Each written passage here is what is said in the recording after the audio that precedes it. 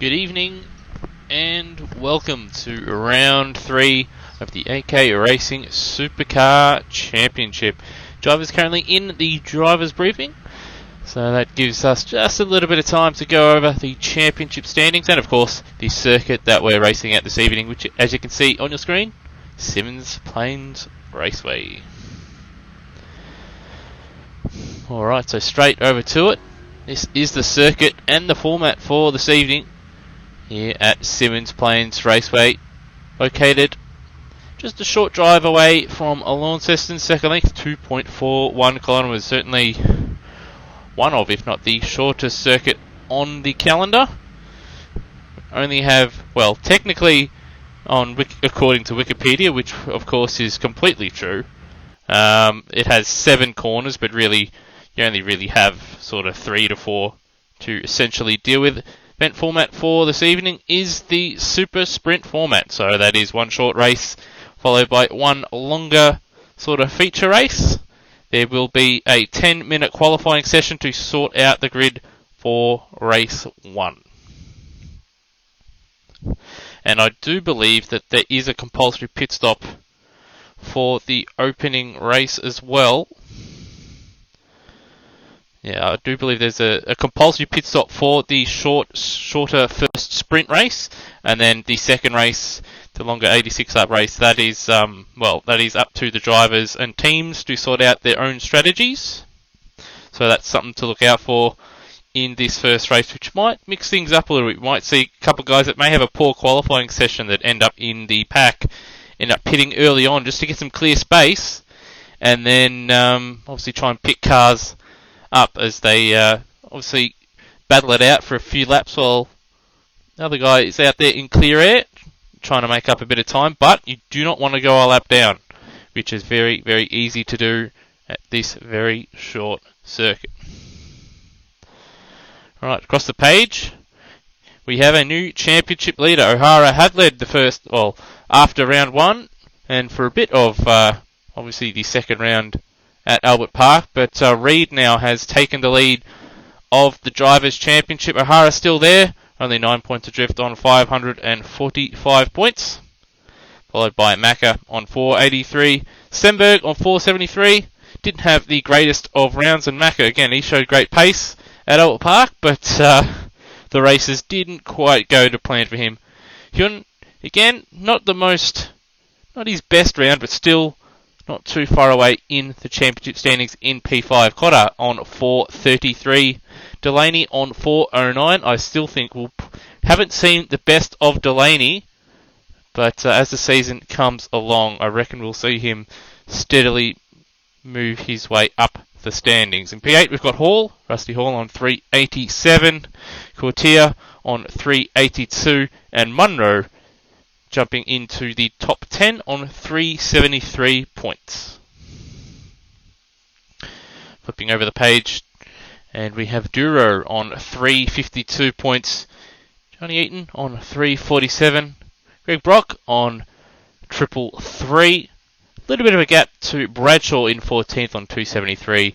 And then we have Lynn and Dominiak on equal on 260, and then 1 point adrift is Keys. Thornton a further 3 points adrift, so that is a very, very tight battle there. Could really say from 14th all the way down to 18th in the standings. Then again, about 22 point gap to Lauder in 19th, and then Ches rounding out the top 20 on 222 points. Alright, well, that's the drivers done. Let's flip over the page to the top 10 in the teams standings. And of course, Penrite Erebus Racing out on top on 987. Team Castrol Plus Fitness, 41 points adrift on 946. Then we have Boost Mobile Motorsport on 805. A good 140 points off second, but they themselves have an 80 point gap over Walkinshaw and Andretti United. So those top 3 teams, top 2 teams have got obviously class drivers throughout, while Boost Mobile sort of being carried a little bit by O'Hara, and then Walkinshaw and Andretti United. They've both been consistent, but just have had some moments which have cost obviously both drivers a fair chunk of points. But if they do put it together, they are capable of catching and possibly ending up in front of Bruce Mobile Motorsport as the season drags on.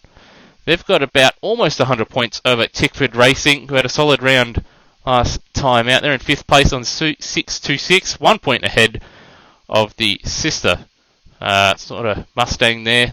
Bordeaux Racing Team on 625, 607 for Rabble Club, and then we have Shell V-Power, DJR, Team Penske, Bunnings Power Pass, Power Play on 569, Machinery House on 540, and OS Erebus on 538. Alright, well, qualifying has gotten underway. It is a 20-minute session. I did think it was going to be a 10-minute session, but I was incorrect. It is a 20-minute session according to the timer in the game. So, let's go out and show you the cars out there on the circuit. As you can see, Matt Cotter, first man out onto the circuit, and already we've got a number of cars right behind him. Qualifying will be important, and getting track position will be important here, because even though there is places to pass around here, it is difficult to pass. And then at the same time, getting a clear qualifying lap in at this short circuit is going to be difficult as well. So you're going to want to, well, you're going to need to get a little bit lucky. If you do get a little bit of clear air, you are going to need to set a lap when you do have that clear air. As you can see, Cotter already coming up to a couple slower cars. One of the Milwaukee cars, as we see one of the Scandia cars getting punted by one of the Penske cars in the background there at the hairpin. But we'll stick with Cotter for now, as he will set the first time lap of the qualifying session.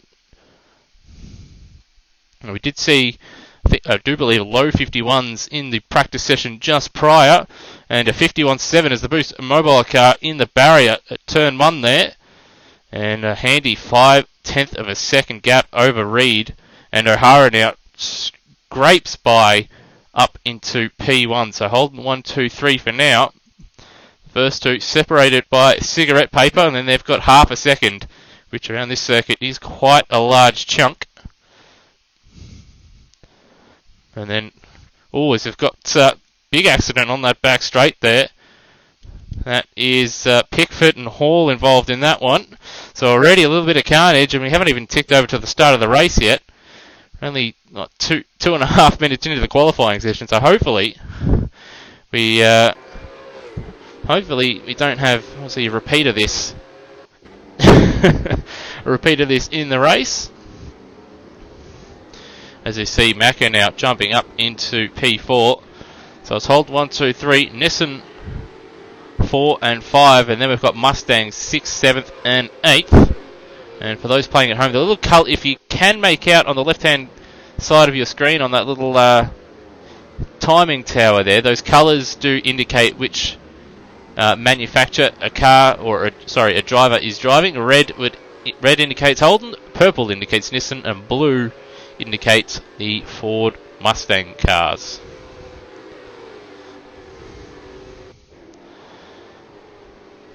Alright, Cotter still out there at the moment. Oh, big slide coming into the penultimate corner. That'll cost him, well, that's his lap done and dusted. And that's allowed both the Nissan cars of Macca and Cortum to get a little bit of free air. And Reed improving his time now, so he's just a 10th shy now. Well, it was a 10th shy as O'Hara now jumps to the top and immediately goes to the pits. As we've got a car backwards. Who is that on the straight? That is Jackson Starrett out of turn 3 has somehow spun it around. Perhaps he had a helping hand or just lost it on cold tyres, but either way, is hopefully doesn't hinder a number of cars there that are coming out of turn 3. But just to give you an indication, we'll just have a look. We'll just zoom out here. This is how busy the circuit is at the moment. It's just constant stream of cars, barely any space on the circuit. You do need to make the most of any space that you can get out there. As Hyun now makes his way up into P11 and Birchall now into the top 10. And Munro improves. But he's got a car right in front of him. That is Josh Lynn right in front of him. Then down in 24th at the moment. Thomas moving up into P17. This is Lynn getting out of the way of Munro, who was quite handy in the practice session just prior to qualifying. So expect him to find a little bit more time. So he's one to look out for. We have seen a number of the Nissans as we've got an incident at the hairpin there. That is one of the Team 18 cars, and that is Thomas at the hairpin making contact. And well, that's just caused a number of issues as we've got another car off there. Looks like a Mustang has just parked it in the gravel trap, and it looks like he's actually gone back to the pits now. So that marshal there at the hairpin, he's holding the green flag out, but if he could be animated, like they are in R-Factor 2 at this very circuit, I'm pretty sure he'd be getting a very, very tired right arm at some stage. As our chair's very wide at the hairpin. That is something to look out for. I'm not so sure in Assetto Corsa, but I know in various sims when I've raced this circuit in various cars, you can take that wider line at the hairpin. So it looks like people have sort of outbroke themselves, but you can use that sort of banking as a berm, sort of turn in a little bit later and carry a good exit and get a good run all the way down there into turn 5 there. This Ches now crosses the start-finish line, and he stays 16th for now. O'Hara's found a little bit more time. He's 51.394 now, 4/10 clear of Matt Cotter. And Matt Cotter, again, he's a cigarette paper ahead of Macca, who's also improved to split the Holden stranglehold on the top 3. In fact, we're right on board with Macca around this Symmons Plains Raceway circuit. As you can see, fighting it very, very hard at that final corner, trying to maximise and carry as much speed as possible, but he's going to the pits just to have jumped on board. So we'll might as well jump to the... Oh, there's a big accident in front of O'Hara. That's Ches on his roof. That is a big one. That is a big one. And O'Hara into the pits, obviously distressed that he's seen a car on its roof. So, we'll jump over to Matt Cotter. Let's see if he can set a lap time, and we've jumped on board with someone to show a lap. So, get a little bit of lag there coming out at turn 2. The walkie car getting out of his way, which he'll be happy with. Now the run to the hairpin. Braking point mighty vital around here, as the machinery house car in front of him takes that late turn in. As you can see, a little bit of a slide on the exit. Kept his foot in it, but he had to sort of correct it until the car straightened up and he got that bite coming out of the hairpin. Once again, don't want to outbrake yourself into the penultimate corner here. It takes a little bit of a wider turn in, turns in a little bit later, which should open up the exit and then give him a better line for the final corner. Uses all the road, crosses the line, and he does not improve. And it's had a little bit of traffic and then off the road, and he'll go back to the pits after that one.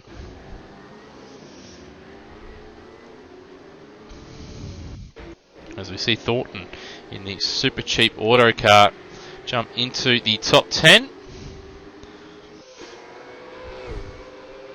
And Corcham now also improving, moving up to P5, ahead of the sister Nissan Munro. Thornton now stuck behind a lot of traffic. Who's that in front of him? He's got Cahill down in 30th and Keys in 29th in front of him. A little bit of a gap to Lynn in 19th, who has to be said, been a little bit disappointing so far this session.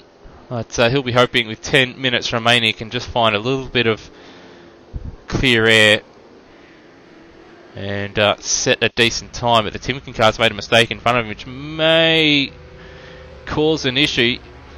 I said he didn't help himself by running wide.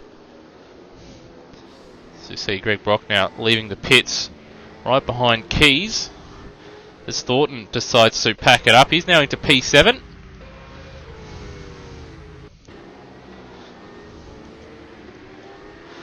And we've got Keane now. He's jumped up into 13th place in the black and green Scandia car.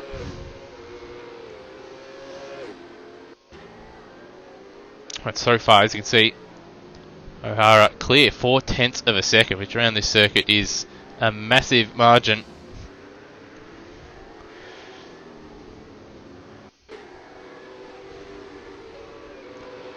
We'll stick with Keane for the remainder of this lap. He will have a little. He might have a little bit of a slipstream from the Erebus car in front.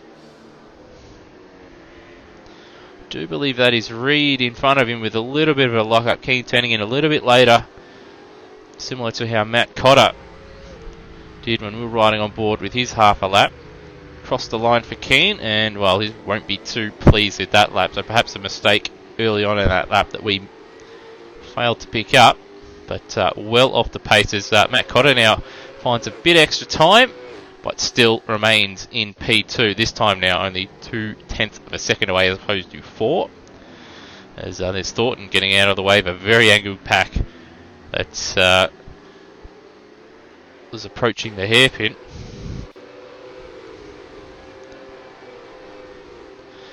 Just under 9 minutes remaining now for qualifying for race 1 here at round 3. The AK Racing Supercars Championship, as you can see, in the Apple Isle here at Symmons Plains Raceway. And I've had Johnny Eaton move up to 14th, the 52.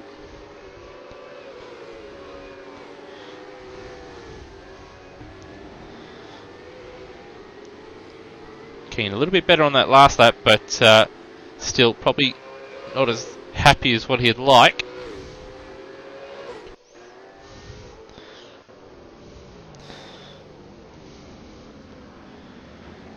And we've got a Reed and Macca battling it out, and they've got Rusty Hall right in front of them as well. I think that's, a little bit of a gap to Ches in front, but Hall and Macca battling it out. Macca, as you can see, well, he's 4th in the standings at the moment. While Hall, well down the field, I believe in the 30s. I'll just cut back to him here, 31st, 53.5.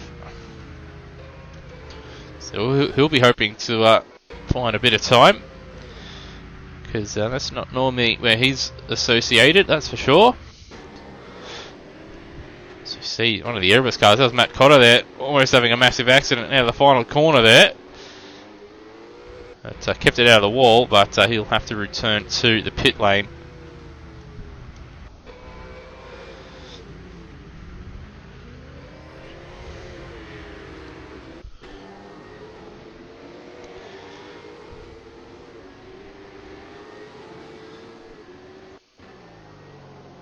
So just trying to find just something interesting. Obviously got a couple, still got under 7 minutes remaining, so still plenty of qualifying to go around this circuit as Phillips now jumps up in the Monster Energy Ford Mustang into P7. Hasn't had the greatest season so far, but he'll be hoping to turn things around here at Symmons Plains. As you can see, from Munro all the way down to Richards, separated, well, you could even include, I guess, Keane and Eaton as well. Even then, you got from P3 all the way down to Gutterson, there's 0.9 of a second. So there's not much time to be found around this circuit, and things might get a little bit. We've already seen a little bit of action in the opening couple minutes of qualifying with a little bit of contact. We're probably going to see some around here, especially in this first race.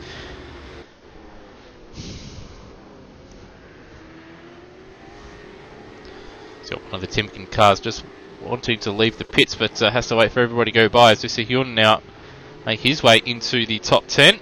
He's had a solid start to the championship. Obviously, was looking in very good nick at Adelaide before a late error dropped him down the field. And had a solid night at Albert Park, but certainly there was a couple races that he'd certainly like to have back.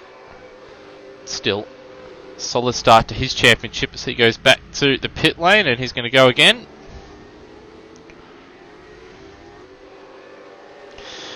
And got Monroe, who's actually in a little bit of space here, so we're right on board for the remainder of his lap.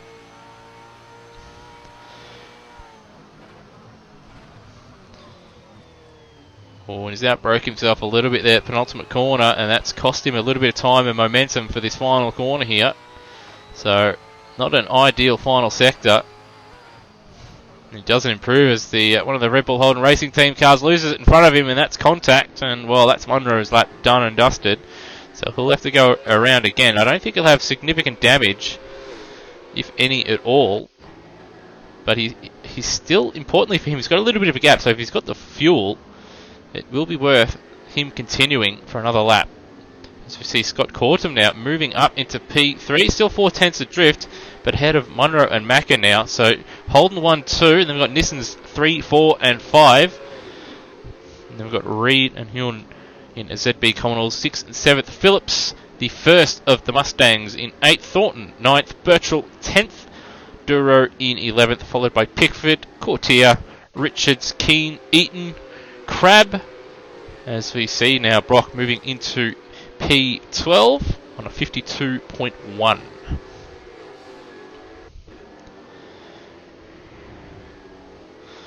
Again, Cortum also in a little bit of space as well, and he's got a faster driver in front of him, so if he can sort of stick around with that Erebus car in front of him, he might be able to get a little bit of a tow, and he might be able to find a little bit of time. 51.9, which doesn't improve his personal best, but still a decent lap nonetheless. But we did watch him go through the penultimate corner there, and he did sort of struggle a little bit. As see, he'll now make it Holden 1, 2, and 3. As my computer struggles a little bit, I do apologise. And one of the super cheap cars off at the hairpin. Looked like it balked the Erebus car in front of Cortum. Shouldn't have affected Cortum too much. But again, I think he's just out of slipstream range. As he approaches the second split, down 0.3 of a second on O'Hara. Currently got a 0.2 gap over Cotter and Hyun. Or Hine. I'll work out how to say that name at some point. Cortum crosses the line, 51.8. Again, not ideal, doesn't improve a personal best. And looks like on this lap he's going to have Scandi car doesn't get in his way, so he'll be happy with that. And we'll see how he tackles this lap before we cut to somebody else here. Actually, he's 0.3 off in the first split, so that's where it looks like all that time is being lost in that first split. Haven't seen O'Hara come out for a little while, so he's actually seems to be quite happy with that lap of his.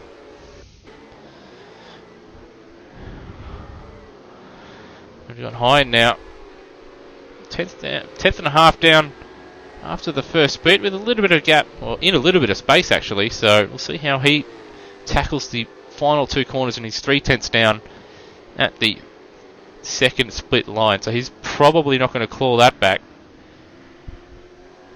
It's probably too far out of reach as, straight into the pits, and almost spears into the back of the super cheap car there. Just trying to work out who that is. Richards, the 101 super cheap auto car.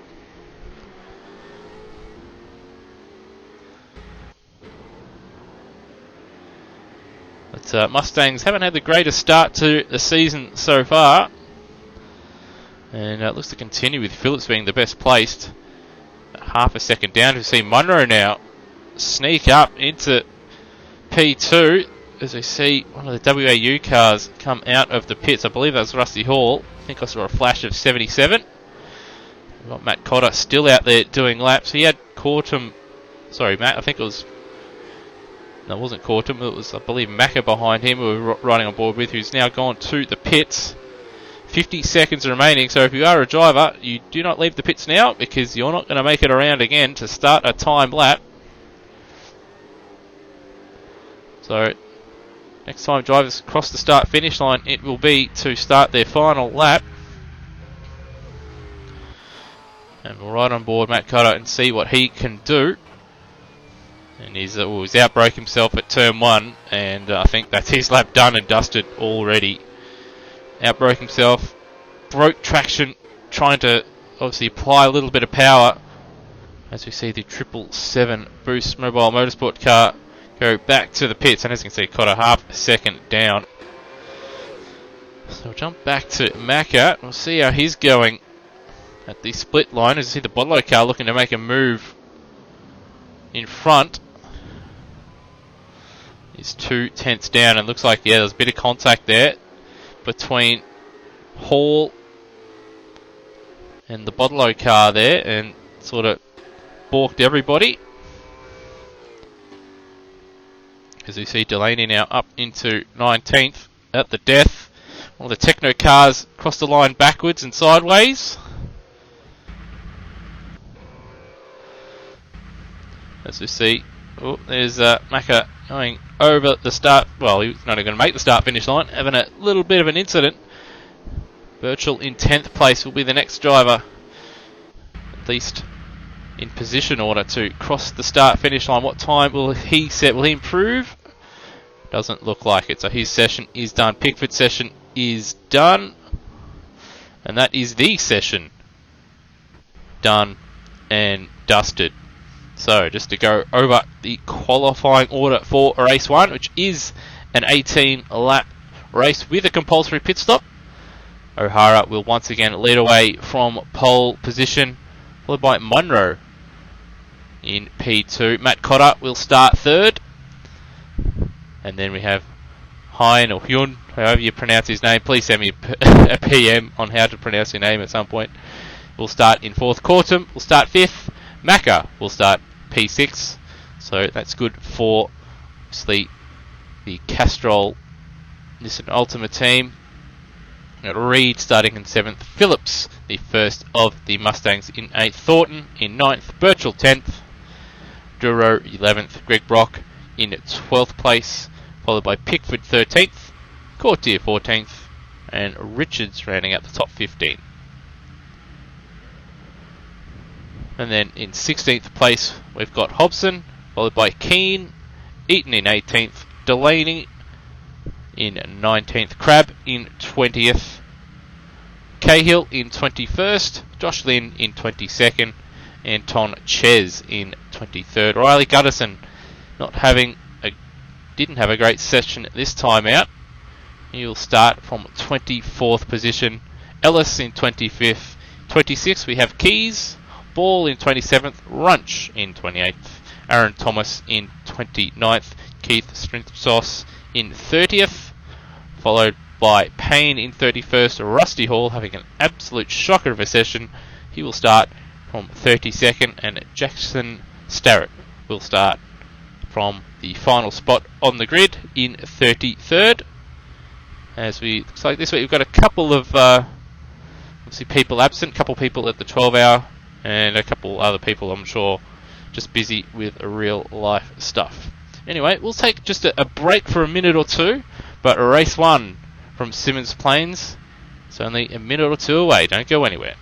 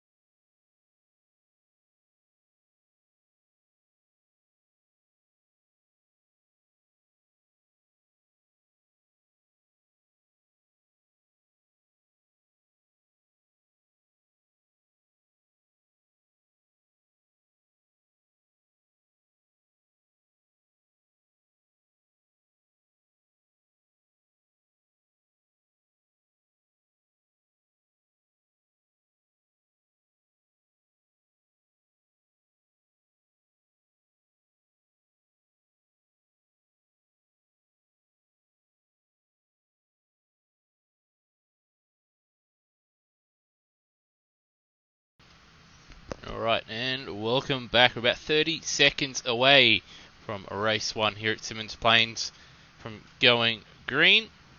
33 car grid, so not the biggest field of the season, but still 33 cars around Symmons Plains is a lot of cars.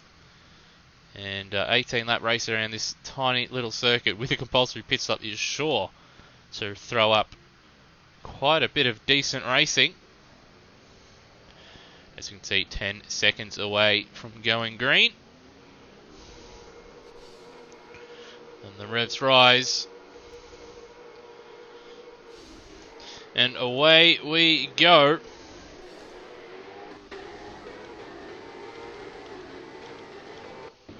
And O'Hara leads away into turn 1. Looks like we may have a couple incidents in the back.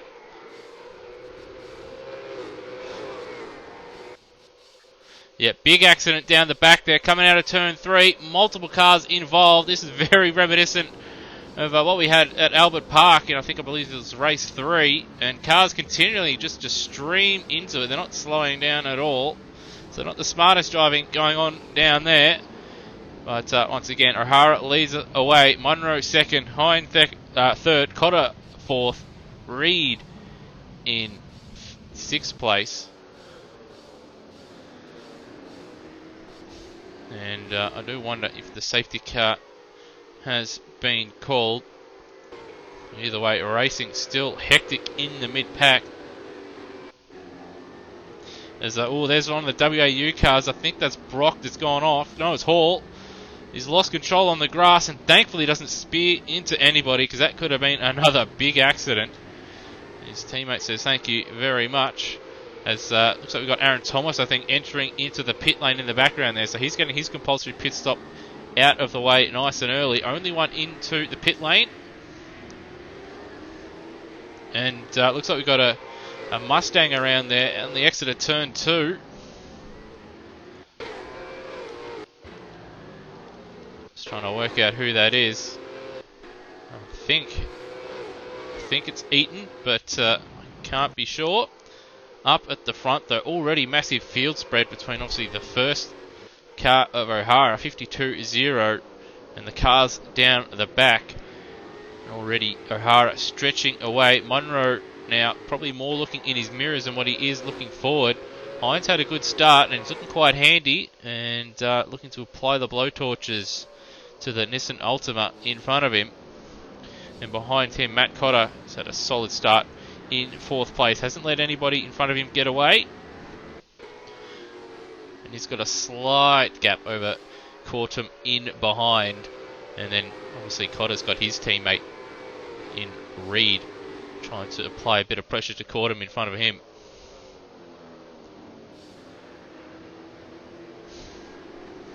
So looks like a bit of a changing, or attempt of a change of position there into the hairpin between Ball Starrett there.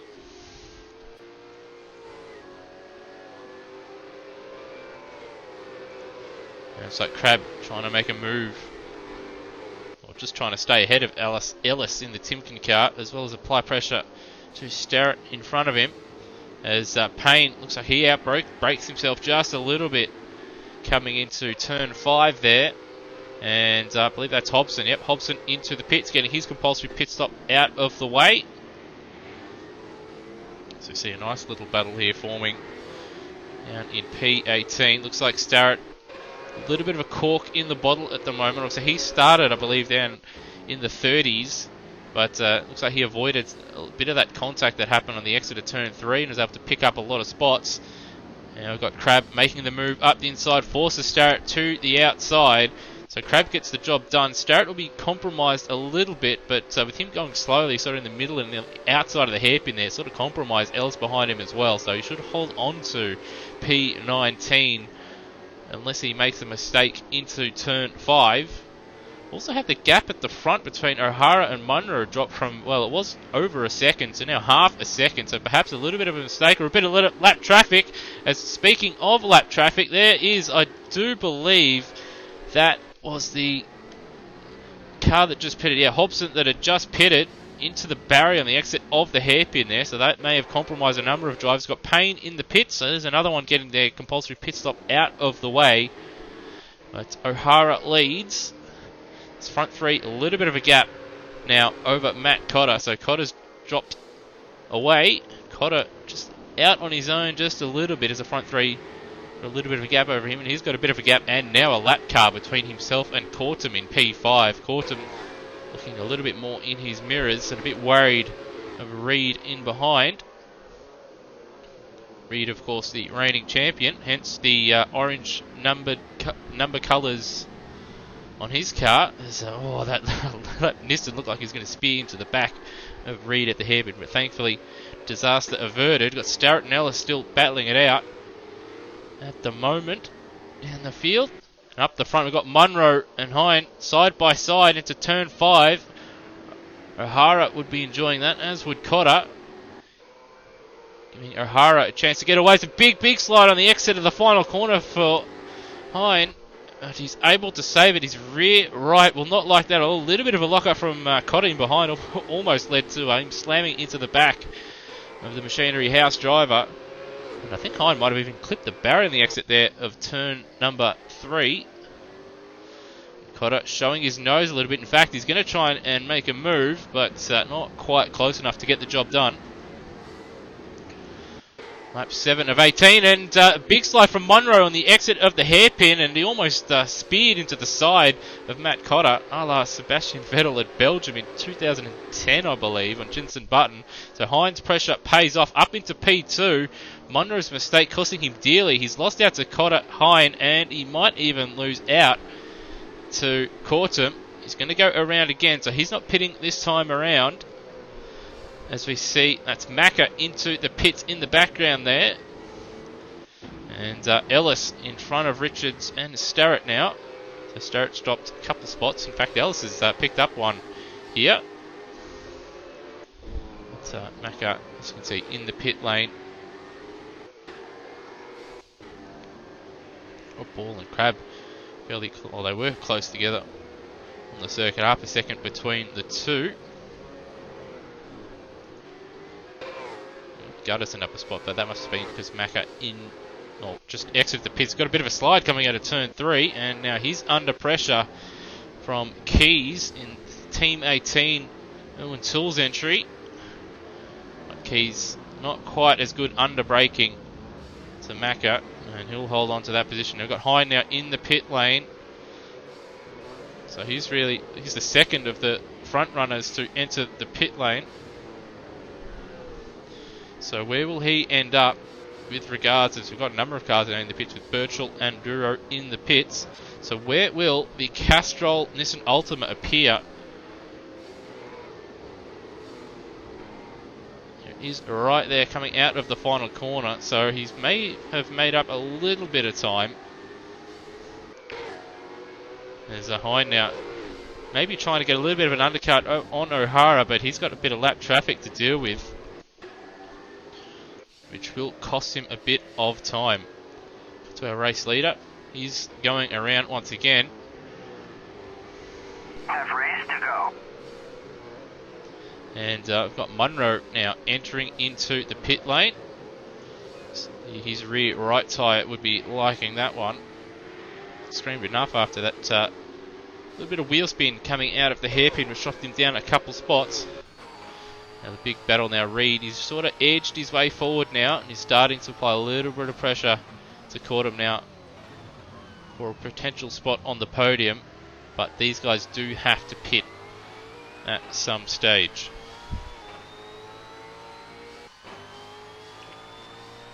Oh, and a bit of contact in front of Guttison. I believe that's Thomas and perhaps Starrett. No, it was Hine, so that wasn't for position. But yeah, a little bit of contact in a place where you wouldn't really expect it, as one of the unit cars off the road at the hairpin. Got Cortum now into the pit lane as well. Now where will he end up?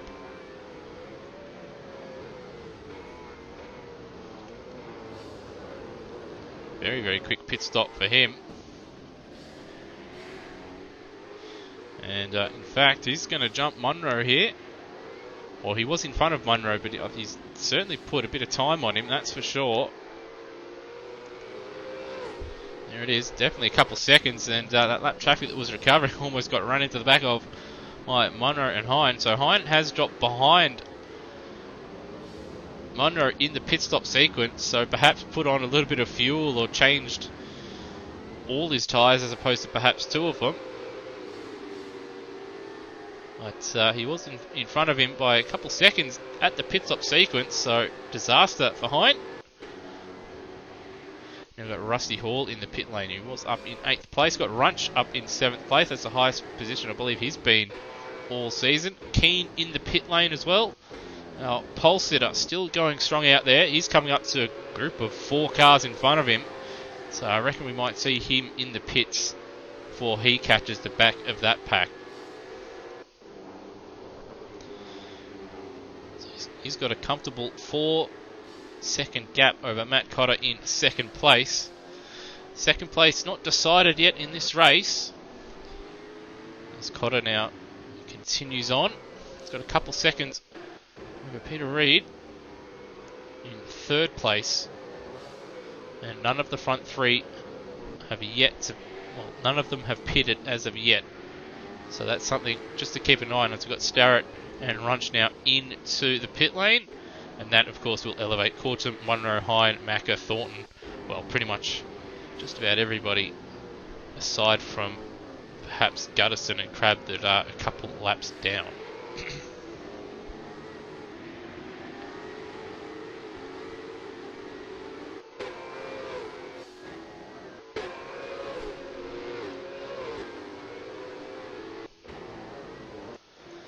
And once again, a race leader going around. Matt Cotter, will he enter the pit lane? No, he's going around once again. Reid. Again, both the Erebus cars going very, very long, as is obviously our race leader. Phillips, I don't believe he's pitted yet either.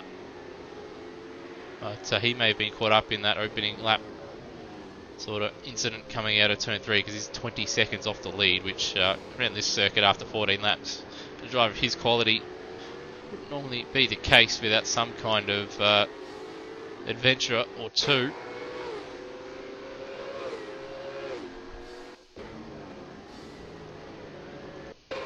As you can see, a lot of drivers are lapped down, but that's because our race leaders have yet to pit.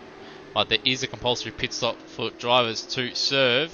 And O'Hara now into the pits. Cotter had actually matched him last couple of laps. The gap has stayed at about 4.4 seconds. Cotter also into the pits, as is Reid.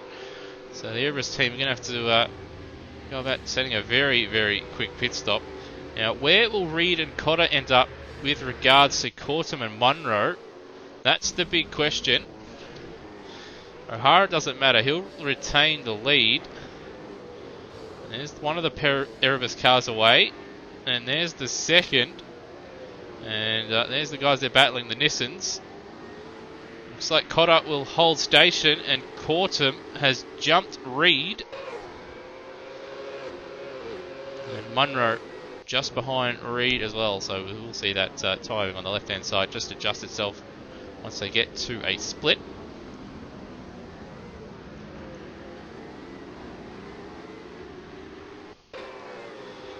That's going to be the big battle now, I think, over P4. Or will actually be P3, I believe. Obviously, Phillips does have to pit.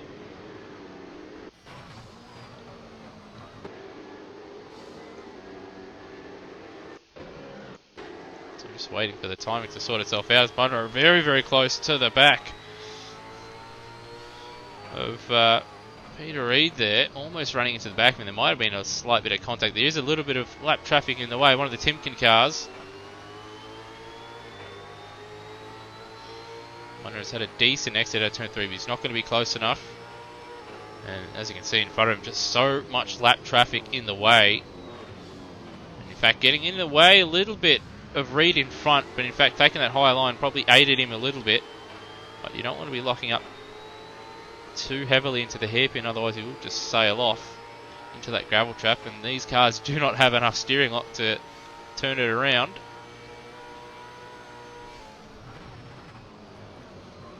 as you can see on the road there, just the amount of rubber from all the lockups in the penultimate corner there, as Phillips in as well. Looks like he is now entered into the pit lane. O'Hara back into the lead, and Phillips tumbling down the field.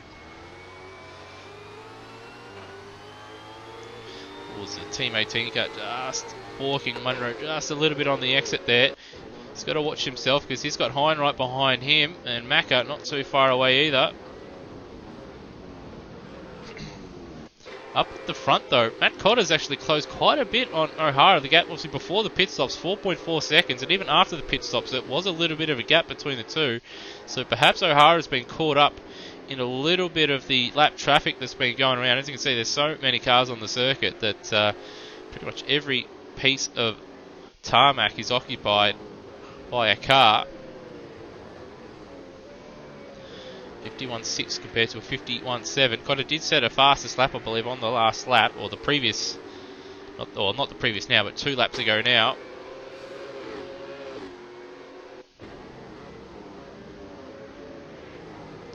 But the battle for the lead is certainly on. Cotter had been matching O'Hara just prior to the pit stops, and thanks to a little bit of luck, it would seem, it's made a race of it. But in the background, it's going to be a drag between Courtney and Reed coming into the penultimate corner. So Courtney did have a little bit of a gap over these two, so perhaps a bit of lap traffic or a mistake has allowed Reed and Munro to close right up. And Courtney having to go defensive into the penultimate corner. That's going to bring Munro, who's a couple cars back, into play. So he's got a car around on the inside of the penultimate corner there. On the final lap, as you can hear. In fact, Munro's dropped back just a little bit. So barring contact, it will be a straight fight between Courtney and Reed now. Got Duro in the pit, so he's pitting on the final lap. And Reed going to try and make a late move. There might have been a little bit of contact. Caught him around the outside. Will get the better drive. But Reed will get a little bit of slipstream. Cordham will go defensive. Up at the front. Unless a little bit of disaster strikes. There is traffic in the way, but O'Hara should take the win from here, barring something catastrophic. Cotter will take second. Back in the battle for third place. So O'Hara wins, Cotter second, and Caution will hold on for third in the end. Reed will finish in fourth, Munro in fifth. Hine will finish sixth. He'll be a little bit disappointed and frustrated with that one. And Thornton, at the end, he's going to get Macca. What's happened to Macca? May have run out of fuel, or perhaps I don't know what he's doing. He's going slowly. Perhaps he's redressing. So Thornton 7th. Birchall, fantastic effort from him to finish in 8th place. His best result, I believe, or one of his best results of the season. Pickford will finish in 9th. Phillips will finish 10th. Courtier 11th. Delaney will finish in 12th. Macca just crossing the line in the end, 13th. So he was running in the top 10. And I believe 6th or 7th prior to that issue at the end.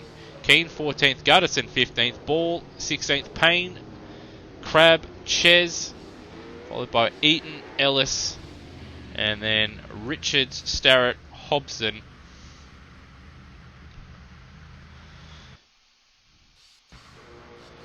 And then after Hobson, we've got Runch, Duro, Cahill, Rusty Hall in 28th, Keys in 29th, Lynn in 30th, so disaster for Lynn.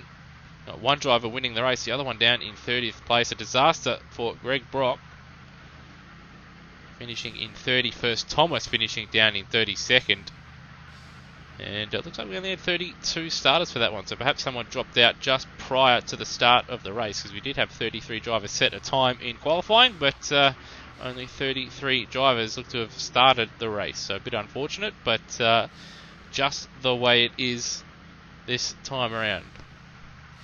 Alright, well, we'll have a short break, but we shall be back for the much longer race 2 in a few minutes, so don't go anywhere.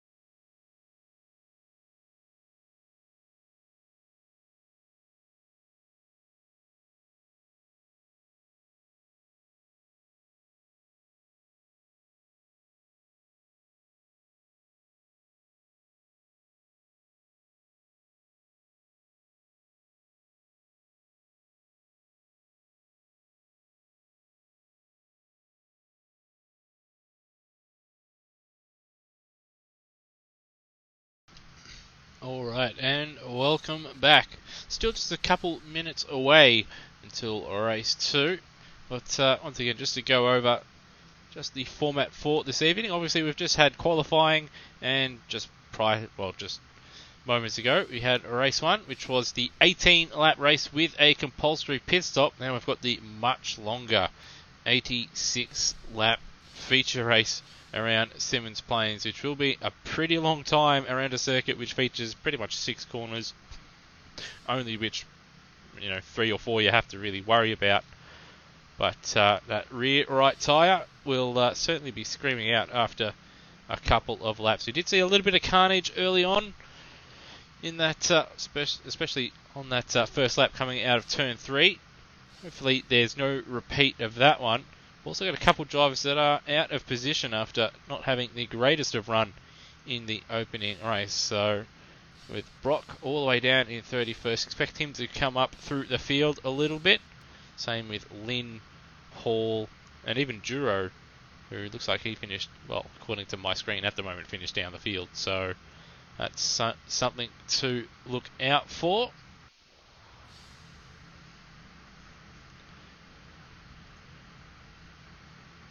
But yeah, still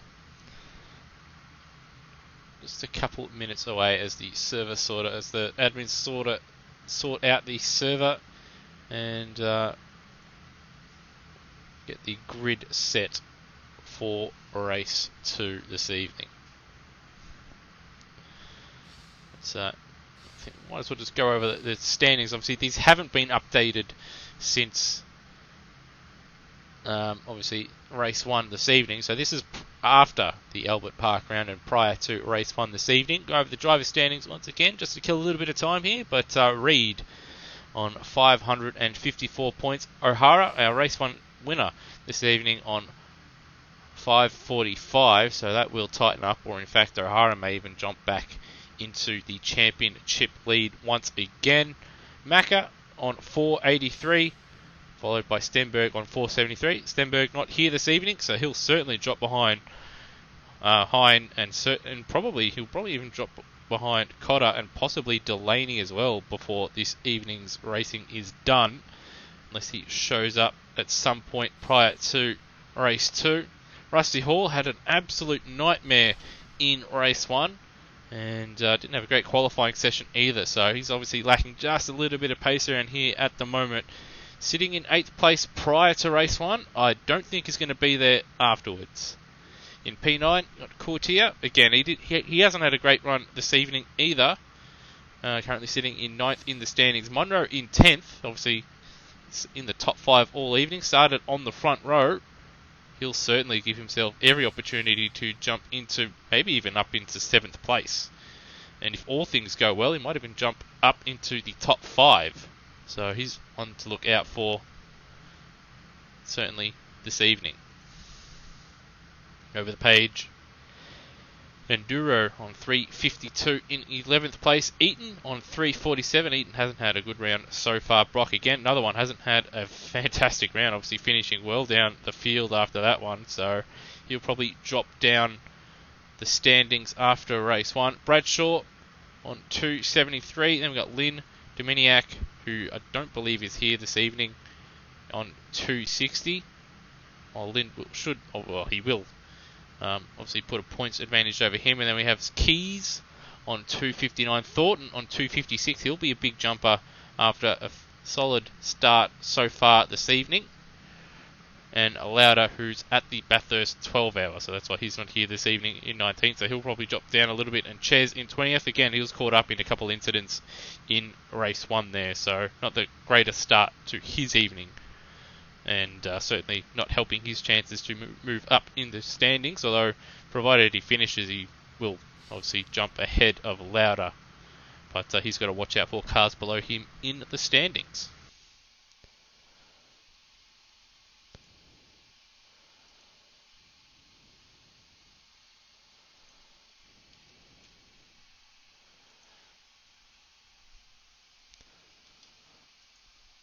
Alright, now going over to the team standings. See Penrite Erebus Racing only topping the time, or not time, but topping the team standings prior to the round, or coming into this round, I should say, on 987.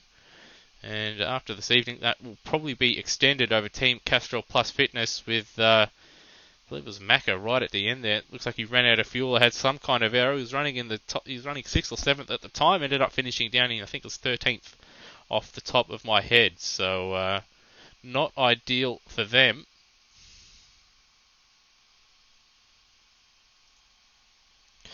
And then Boost Mobile Motorsport, obviously you had O'Hara winning the race, but Lynn was all the way down the field in the 20s. So I'll pick up some points, but not as many as I would have hoped. That said, though, not as bad as Walkinshaw and Dreddy United, with Brock and Hall having a shocking round so far.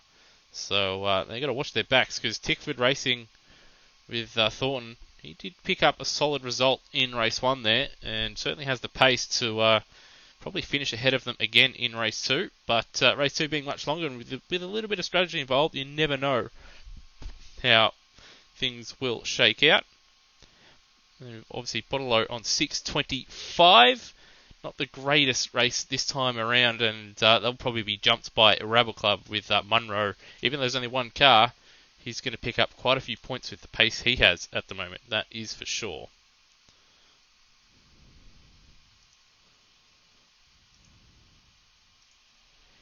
And then Shell V-Power DJR Team Penske on 5:69 again. Both those, both Ches and his teammate didn't have the greatest round, and being involved in a couple incidents which dropped them down the field. That said, though, they both finished, so they both will pick up points. Machinery House on 5:40. See Hine finishing in the top 10. And he was running up in P2 for a while there prior to the pit stop sequence, but a couple mistakes or caught up in traffic. We didn't quite see it, but he dropped a number of spots in that sequence and ended up finishing 5th or 6th, I believe, off the top of my head. But still good points for Machinery House. And then in 10th place we have OS Erebus on 5:38 with Colin Warwick and Kurt Stenberg. Neither of them being present this evening. So obviously they'll probably jump out of the top 10 of the standings after this evening's racing is over.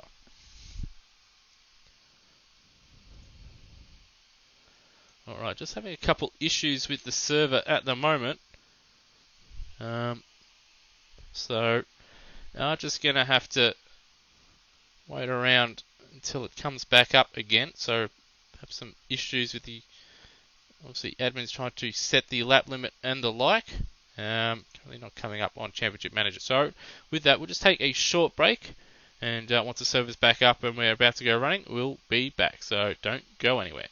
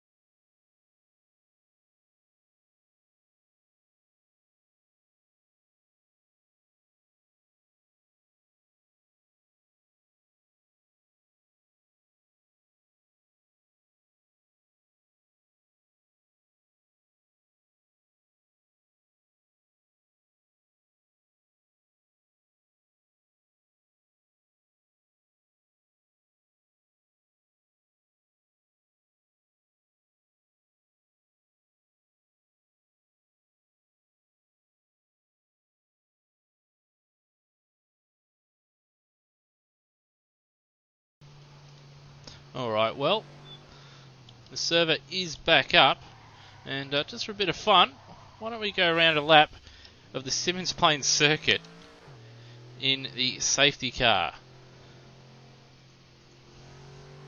Alright, so I've just come out of the final corner. Now, one of the trickier bits on the circuit, and where drivers can make a lot of time and lose a lot of time and end up off the road, under braking into turn 1, and then you've got to watch the traction on the exit.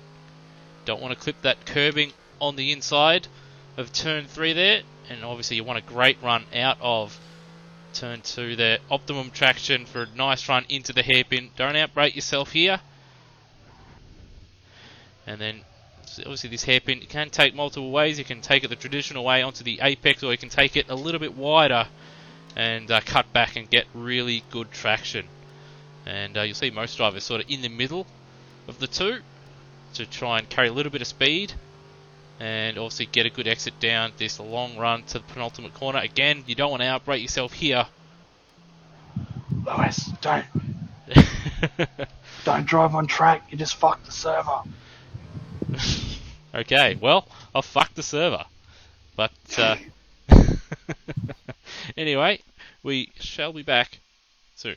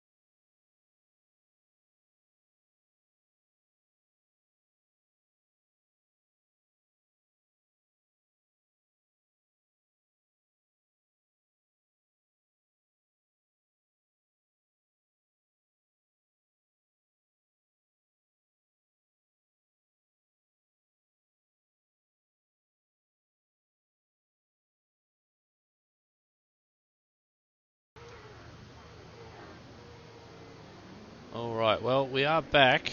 Had some issues. Most of them caused by myself. I do apologise. I went out onto the circuit when I wasn't meant to, which has mucked up the grid for race 2. So, my apologies. It looks like we're going to get things going underway behind the safety car.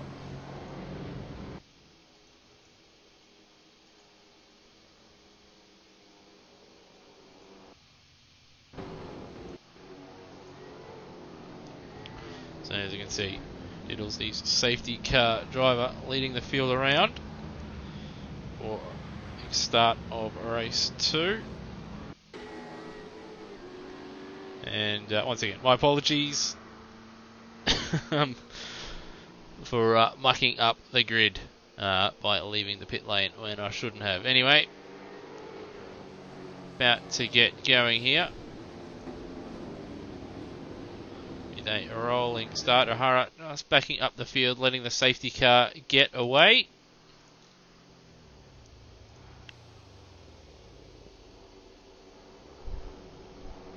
Safety car is in.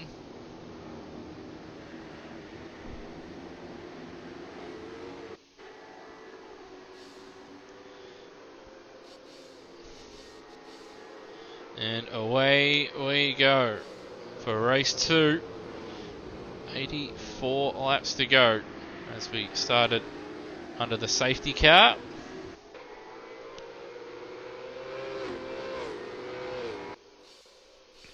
So you see the field run towards the hairpin. Doesn't look like there's been as many issues as what there was in race 1. That said, it looks like everybody is slowing down once again. So perhaps we've got another... Yeah, field is stopping. And the safety car rushing through the field. I don't know why he's doing that as opposed to just waiting for the race leader to come out of the final corner. But the safety car out on the circuit. Should have just waited for the field to come around and form up at the exit of turn 2. But once again, will be a safety. Looks like a safety car period for something. See, we didn't see. Perhaps the starting order was out a little bit, and they're just going to add another lap behind the safety car.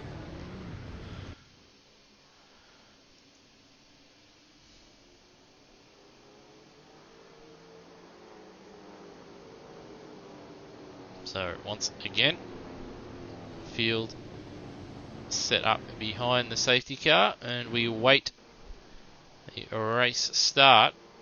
So we'll just run through the order for you. So O'Hara will lead us away with Cotter in effectively second. Cordham followed by Reed, and then we have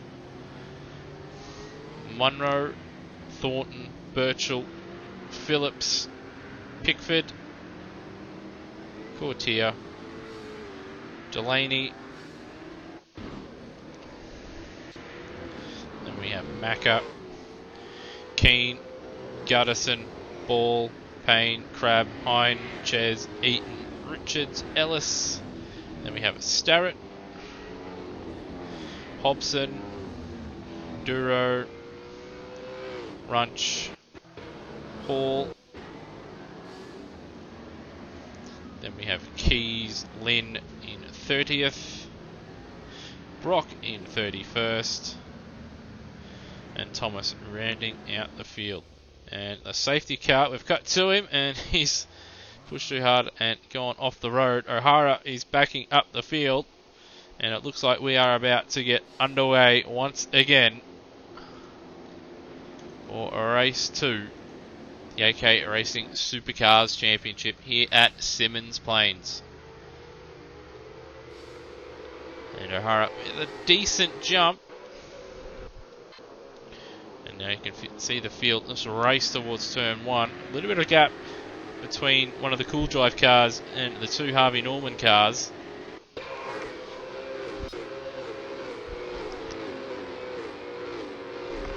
As you can see the field just streaming through. And at the front, Cotter going to try and go around the outside. So he had a good run out of turn 2 and 3. Couldn't quite hold on around the outside.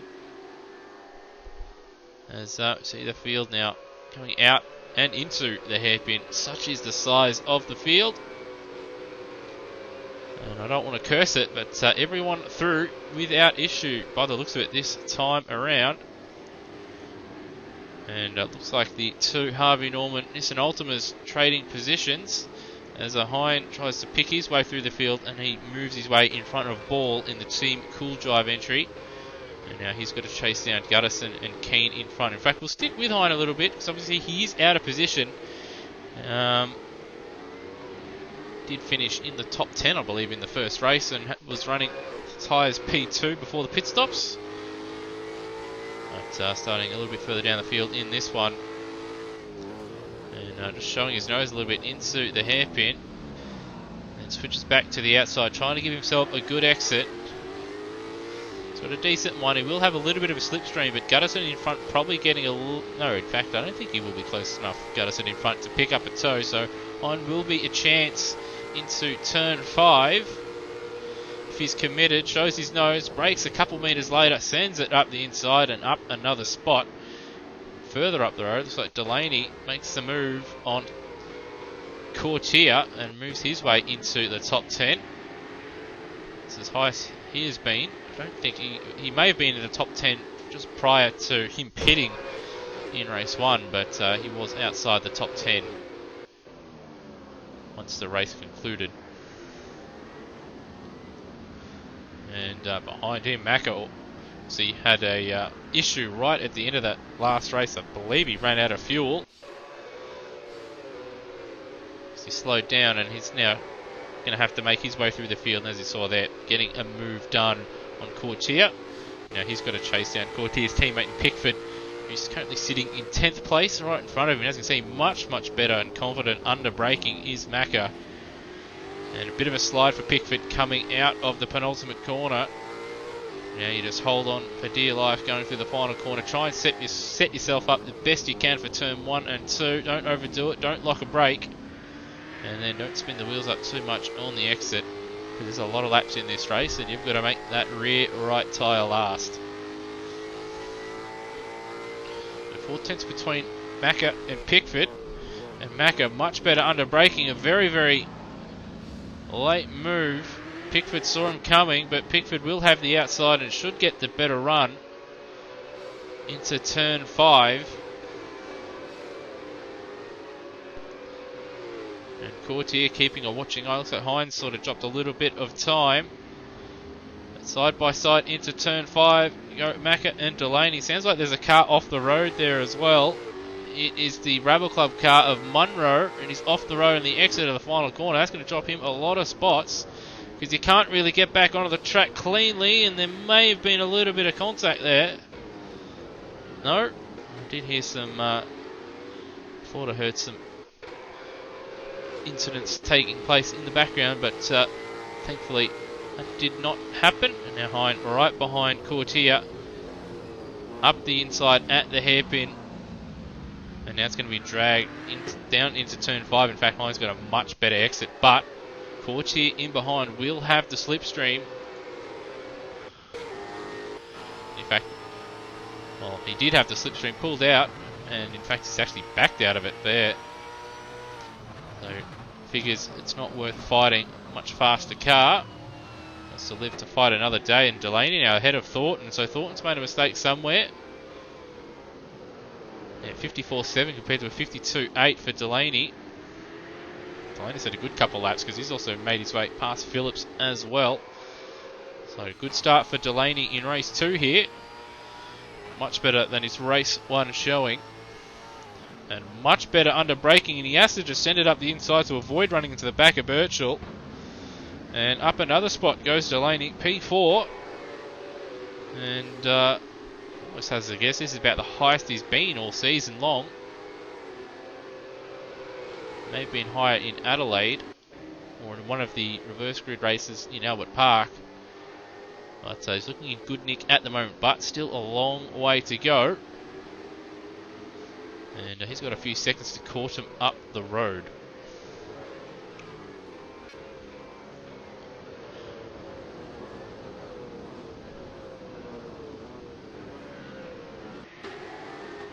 In fact, we've had Reed drop down the field, down in 12th place, so something's happened to him. See Munro, we did see go off the road, so he's trying to recover now. And it looks like we've got Hine making a move, or just defending. No, he's making a move, and a bit of contact between between a couple cars there, but the Team Castrol, Nissan Ultima there, he spun around at the hairpin and he's having to go backwards to avoid getting run into again. So disaster for Macca. And Reed also dropping down the field. So Reed also caught up in that one. As we cut back to Hine, and in front of him, Phillips making a mistake into the penultimate corner. And Hine looked like he's going to make the move and then stop. But no, he's going to enter the pits on lap 11. So a very, very early stop for him. So he's going to try and play the strategy game, or perhaps he's got a little bit of damage that he's trying to sort out. In fact, we've got the safety car, so that might be a very, very smart move. So he heard that call very late, and unlike everybody else, he's entering into the pit lane. So he's going to have now an 11-lap overlap over the rest of the field with obviously new tyres and with 11 laps more fuel. So very, very smart driving and very heads-up driving there from Hine. Obviously, it will drop him down the field and it will cost him a lot of track position. But it could pay off in the long run. But that's provided he doesn't get stuck behind a lot of these guys that he is faster than.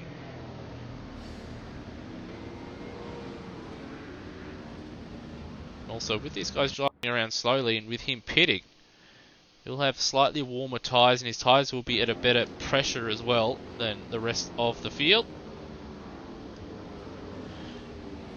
And once he crosses the line, he will be in front of his teammate, so he will be in 23rd spot. Or 23rd, 24th spot once the timing shakes out.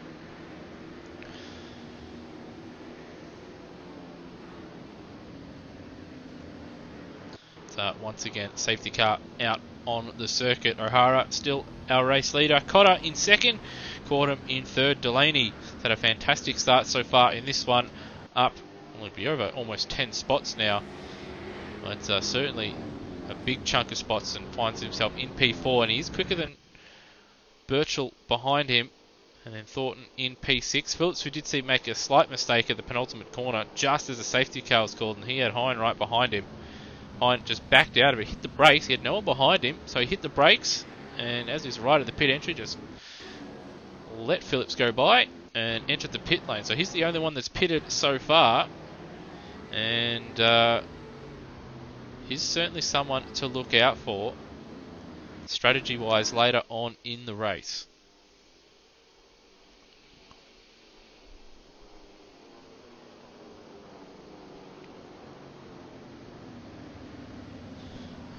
Well, once again, the safety car driver a little bit wide of penultimate corner. We will be going around once again underneath the safety car, or behind the safety car, I should say.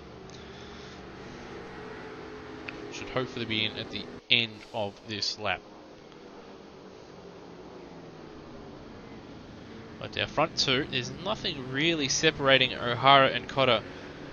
You see, they were very, very close together in race one. O'Hara did get away in the early stages, but after Cotter was able to sort of break free of the cars behind him and around him, he was able to maintain that gap at 4.4 seconds in that first race, just prior to the pit stops. And then just after the pit stops, O'Hara must have come across some traffic or made a slight mistake and dropped all that time, and he had Cotter pretty much 0.6 of a second behind him for the remainder of race one.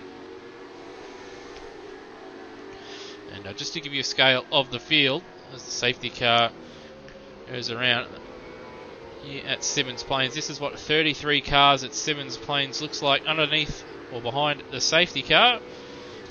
Whilst one of these drivers down the back end of the field, I'd be a little bit grumpy with people leaving massive gaps in front. Obviously, it's good to leave a gap to the cars in front so you don't cause issues, but when the race goes green, you don't want to be caught too far behind and caught on the back foot. But as you can see, we'll just pan over and have a look. And looks like another car in the back there. And what the other Penrite car. So that's Reed must have entered in the pit lane, and he's pitted. So interesting.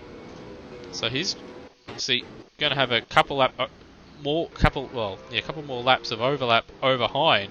But the problem for him is he's lost all that track position. Hine's got a couple more positions in front of Reed. Reed is at the back of the field of the cars that are running. So, well, in fact, I thought Hine might have been a position or two higher. He is on track though, or he was on track, as you can see, in front of a number of cars.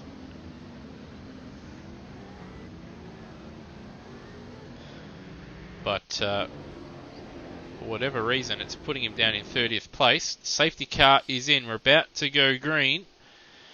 And again, those drivers in the mid-back really should start to close up, unless they want to end up having a massive deficit to the cars in the upper midfield. Anyway, about to go green. Once again, O'Hara, very, very patient. And goes midway through the final corner, and we are green once again. For 2 safety car periods. We started under yellows. And away we go once again on lap 15. O'Hara leads us away. Cotter not letting him get away. Looks like Birchall got a decent run out of turn 3. And in fact, Delaney's gone backwards, so something's happened to Delaney, and he's dropping down the field. I don't know what is going on here. Right on board and see if we can find out what's going on.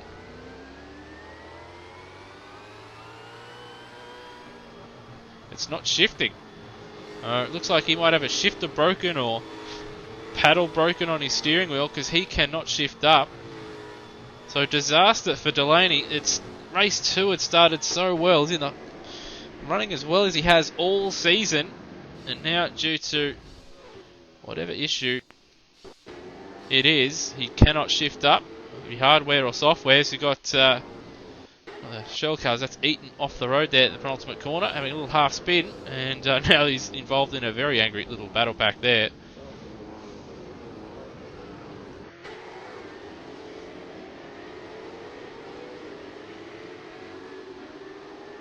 It's just rolling through the field just a little bit. And coming back to the top, and O'Hara again, he leads. First 2 got a nice comfy 2-second gap over Cortum. Cortum himself, he's got he's got a bit over a second to Birchall behind. Birchall 0.6 of a second to Thornton, and then another 6/7 to Phillips in behind him. Munro trying to work his way through the field. He's just in front of Pickford and moving himself up into 7th place now. Both the Techno cars having a good run so far in race 2 here. I do believe they finished, I think it was 11th and 10th, as we see Munro off the road. So he's got pace in that Rabble Club car, but he just can't keep it on the road at the moment. And these little mistakes are costing him. Obviously, he could have had a much better result in race 1, barring a couple little minor errors. And so far in this one, he did start higher up, and we did see him off the road there in the exit of the final 2 turns, and he had to give up a number of spots. And, well, once again, looks like we've got another safety car period. So what the hell is going on out here?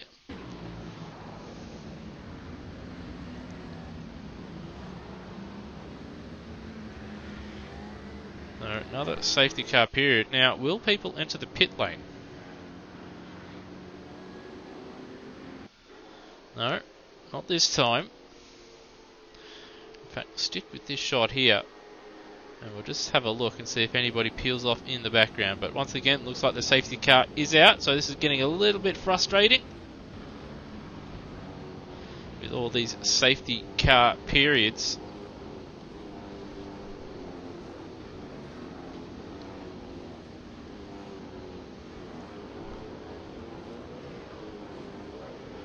And that is the entire field right there. So just to run through the field, got O'Hara in first place, and then we have got Cotter, Cortum, Birchall and Thornton rounding out the top 5, and we've got Phillips, Pickford, Courtier, Munro, Gutterson, Ball, Crab, Keane, Brock.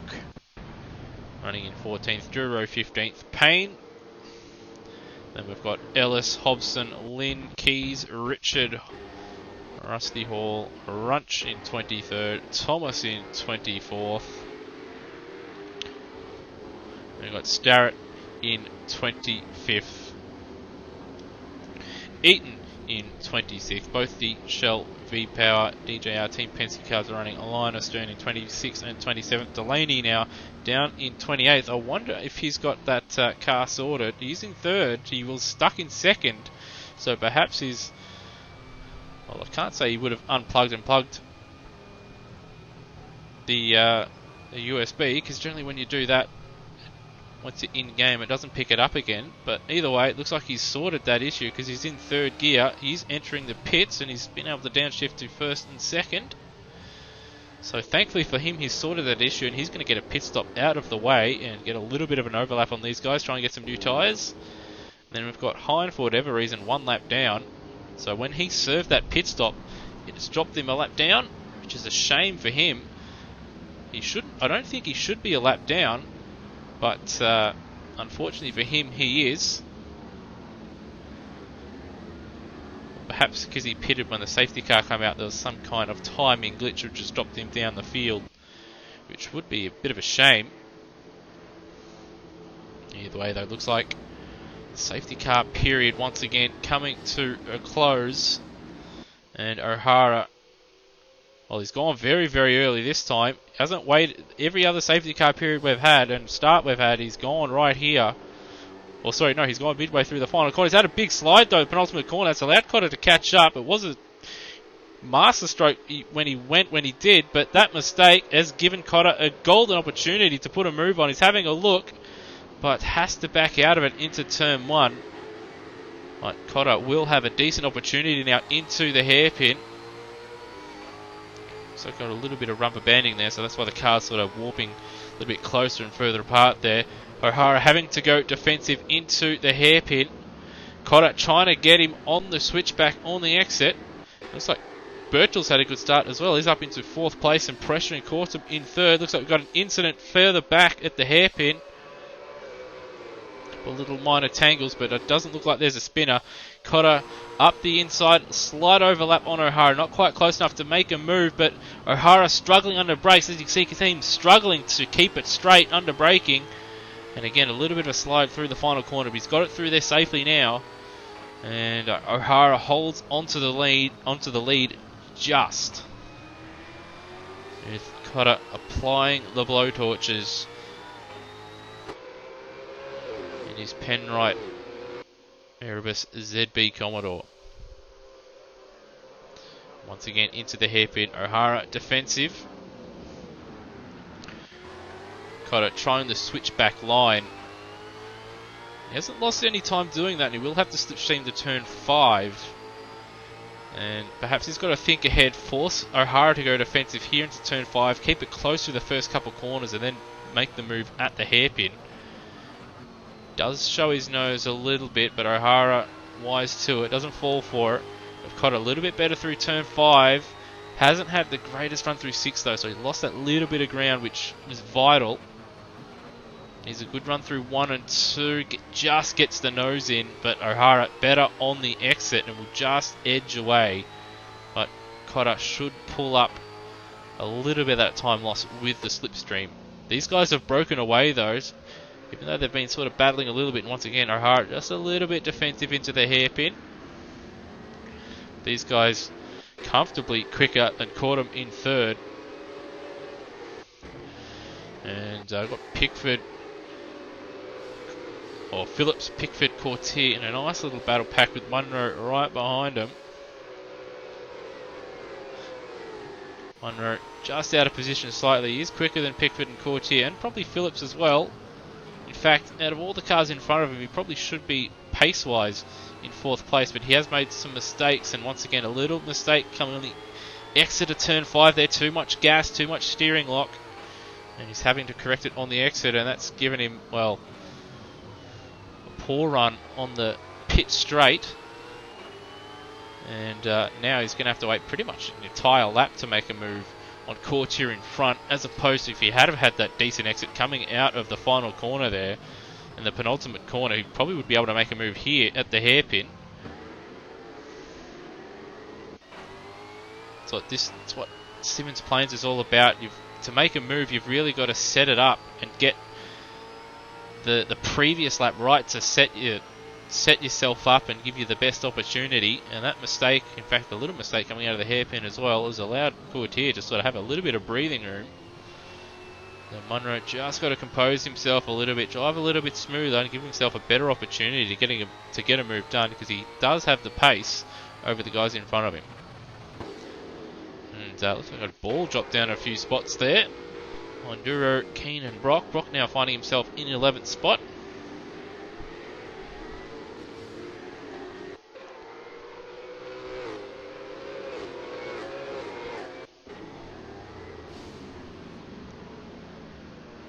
So Brock recovering well, and looks like Phillips has made a mistake somewhere, because he's dropped behind both Pickford and Courtier. Now Munro challenging.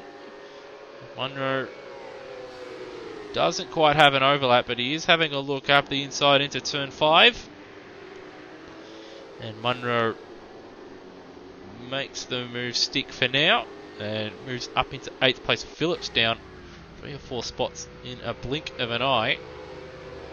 Front two still separated by half a second. And then we've got Courtum and Birchall. And even Thornton there as well. So the Mustangs in this one, Birchall, Thornton, flying the flags for Ford at the moment. As it looks like Cotter is stuck. And Cotter and O'Hara trying to get past Rusty Hall there in the WAU ZB Commodore. And Cotter balked just a little bit, costing him half a second there.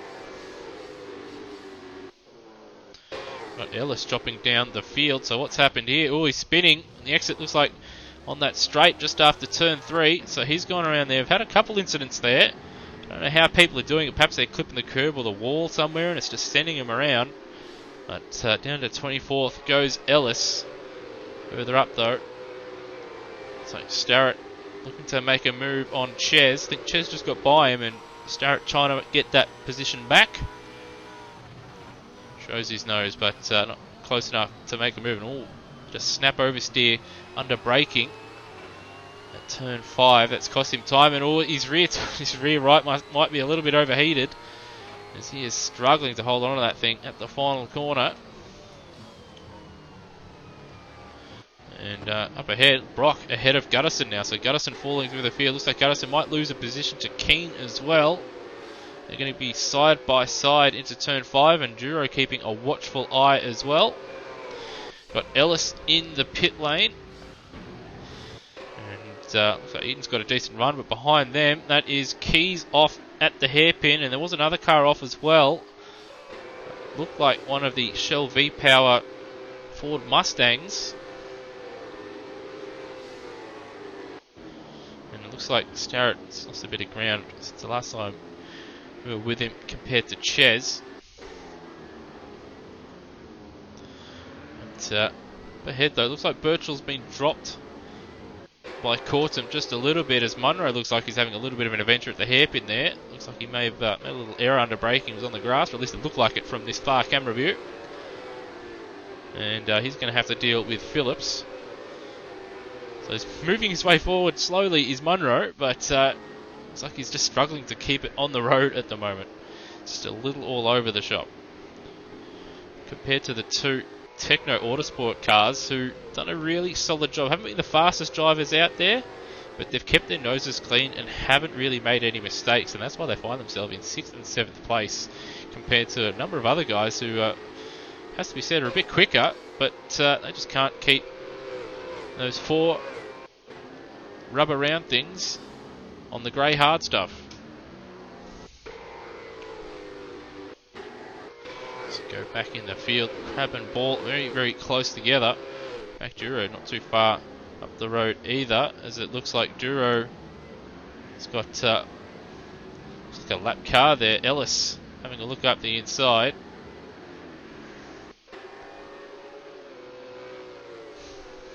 up at the front. The gap was 1 second. It's been cut down to 0.4.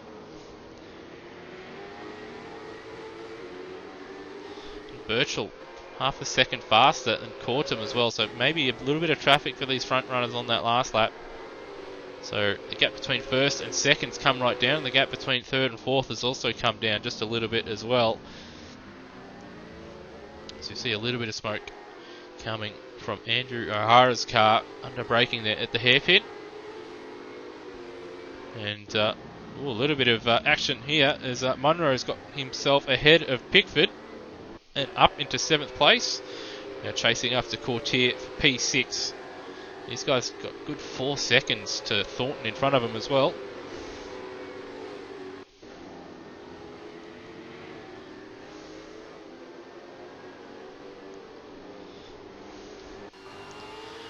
Right on board, Mr. Munro. There's that Courtier just fighting the car just a little bit, going through the final corner.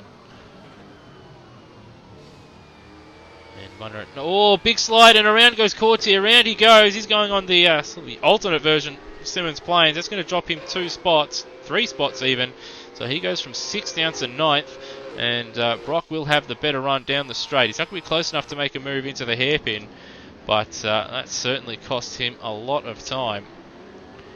And he will come under pressure from Brock. And once again, that rear right might be a little bit gone after that little half slide as well, depending on what compound he's on. Side by side they'll go into turn 5. And Brock, being one of the more aggressive racers in the field, he will go for this move. Courtier brakes very, very late. Outbrakes himself a little bit. Brock tries to get him on the crossover, and he's going to get it done. There was a little bit of contact, but I think all was a little bit fair there.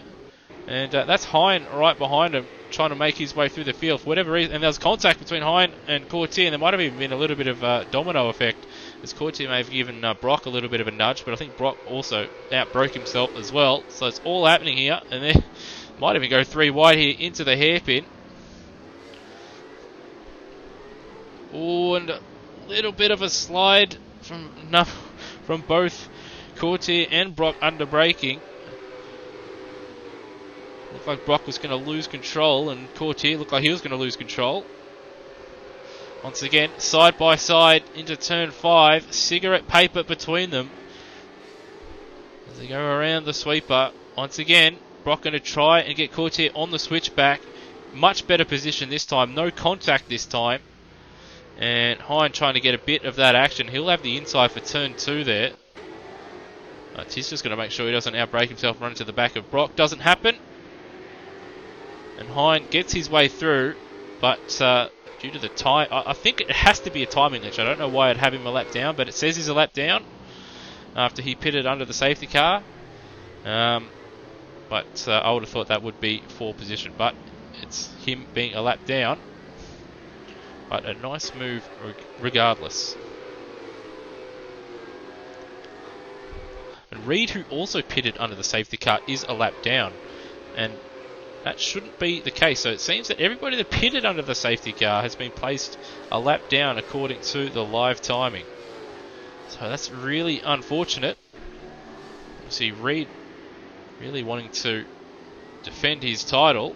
But this round certainly not going to be, or this race certainly not going to be good for his chances. At the front though, O'Hara and Cotter still separated by a second. O'Hara just seems to be edging away ever so slightly, but as you can see just in the foreground just then, they're going to be coming up to some lap traffic, and as we've seen in race 1 and so far in race 2, that will come into play, and I'm sure that gap will come down once again. In fact, and there it is, Cotter fastest lap of the race, 52.1 compared to a 52.3 for O'Hara. So once again under 1 second, 52.2 for Birchall. So he's travelling along quite nicely. Once again, 7/10 faster than Cortum in front, as you see Munro into the pit. So he's the first driver to pit under green of the front runners. Now I wonder if the game will put him a lap down. Shouldn't, but with what it's done to Hine and Reed, it may very well do so.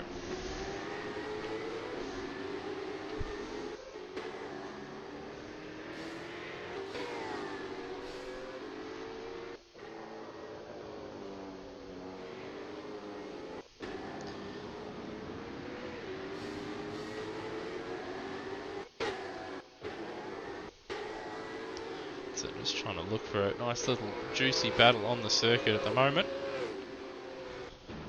So Munro and Runch duking it out. I wonder if that is Hine or if that's Starrett. I think that's Starrett, yeah. Oh, and a bit of contact into the hairpin, trying to get that move done, and that's put Munro into the wall, into the tyre barrier, the exit of the hairpin. So, unfortunately, can't go back and have a look at a replay, because that would be interesting to look at to see exactly how that happened. But yeah, contact between Munro and Starrett sees Munro just into the barrier lightly at the hairpin, just after he's served his first pit stop.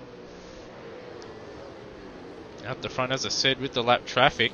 All contact between O'Hara and I think that was once again Starrett, and Cotter doing a good job to avoid it. And he's going to take advantage of the contact between the race leader and Jackson Starrett. So Cotter, with that pressure, with obviously the leaders coming through to lap Starrett, who, well, a bit of a racing incident, but also probably didn't make it as easy as what he could have.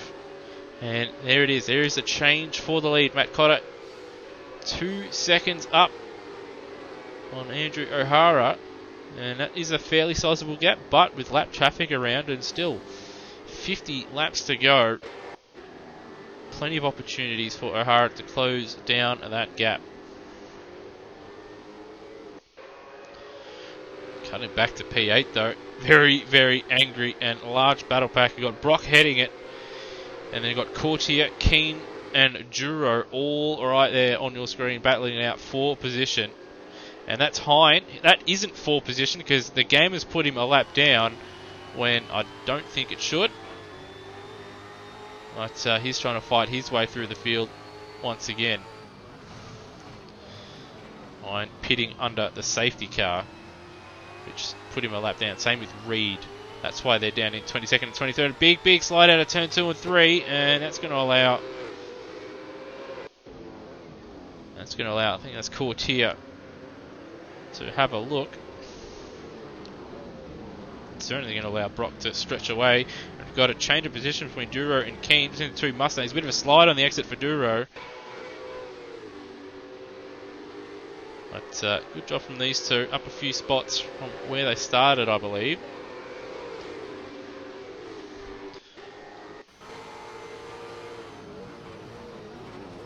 Duro going defensive into turn 5. Keane going to try and go around the outside in turn 5. But you're never really going to get the job done around there unless the guy on the inside is braking very, very early. They've got a bit of a gap over Guttison in the Monster Energy Ford Mustang. And he's got a lapped Reed in behind. Again, Reed, that should be for position, but due to whatever reason, sees him a lap down and in 23rd spot.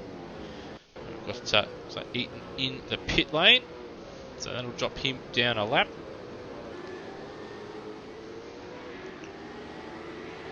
And O'Hara, fastest lap of the race, 52.0, so he's got a little bit of red mist after losing the lead.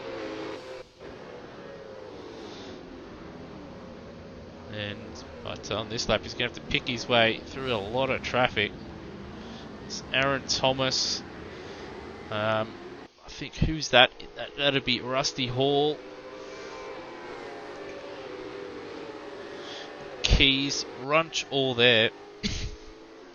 So a lot of guys to pick their way through.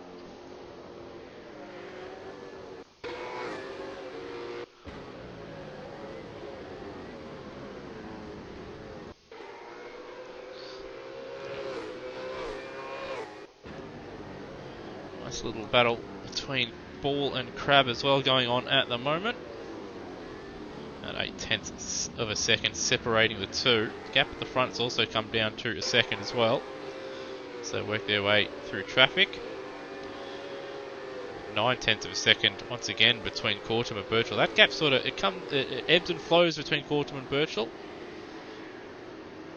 Cortum seems to be able to sometimes get his way through traffic a little bit better than Birchall and extend the gap, and then Birchall with a little bit of clear air is able to set a decent lap and claws it back to within a second. 53.5 for Ball, 53.2 for Crab on that last one.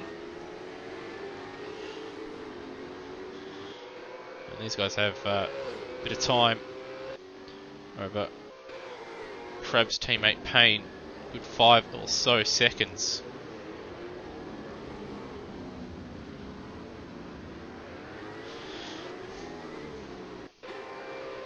But strategy still to take place. Most drivers have yet to pit. The first driver that, well, we have had Reed pit, but the game's put him a lap down. We've had Hine pit, and he's a lap down. And I do believe we had Munro pit as well, and he's now 2 laps down, but he's had a couple struggles out there as well. But he didn't pit under the safety car, unlike Hine and Reed, as Hine trying to battle his way past Brock, which isn't for position at the moment, but perhaps later on in the race it could be once all the pit stops are shaken out. That's something that will remain to be seen. Brock doesn't want to give up that quote-unquote position. Having a look up the inside at turn 5. Hine trying to stick it around the outside, and Brock gives him a little bit of encouragement to give him that position.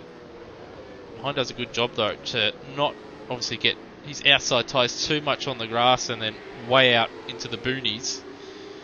He was able to keep it going. But he's also got to watch out for Courtier behind him. And Duro and Keane also closing in on this group as well.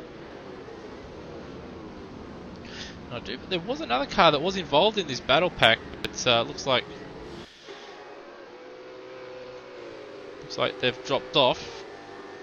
Pickford having a good solid run at the moment. He's sort of broken away. Well, he's got himself in front of Phillips for starters, and he's broken away from the Brock and Courtier, as well as the Hine little battle pack in behind him. He's got 10 seconds to Thornton in front, so he's got a bit of a I wouldn't say a lonely race, because Phillips is only 2 seconds down the road. But his main goal, I think, for this one, barring a lucky safety car, is probably just to ideally hold on to P6, unless he can find quite a bit of time and close in on Thornton and Birchall in front. Speaking of Birchall, he's only a couple tenths now behind Cortum, so gap has remained round about a second to half a second. But through this traffic, that gap has come right down. In fact, caught him into the pits. We are now past half distance. And caught him deciding it is the time to pit. In fact, the car in front of Birchall, I think that's Rusty Hall. Yeah, car 77. Just braking himself and holding Birchall up just a little bit. So that'll give Cortum just a little bit of help. And again, WAU ZB corner Hall not quite getting out of the way for Birchall. He is being lapped. He should be getting shown blue flags, but he's not getting out of the way. And this is allowing Thornton to close up.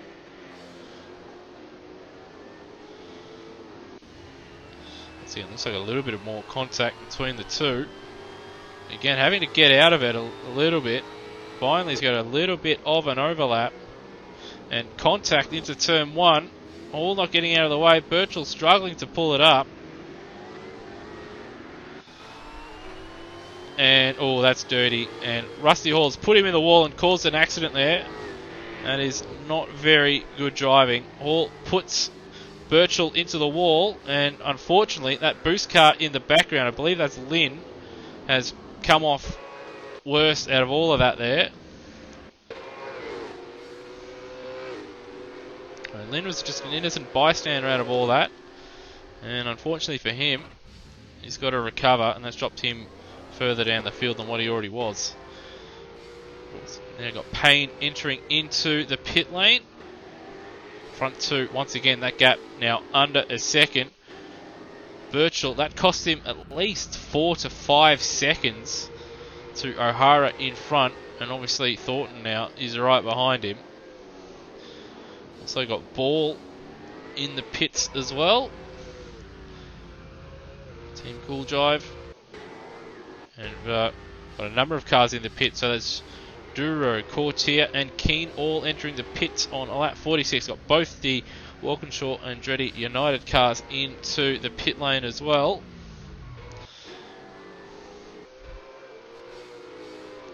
Now it would be interesting to see where Reed and Hine end up. As you can see, they're both separated by about 4 or 5 seconds on the road. But they pitted under the first and second safety car periods.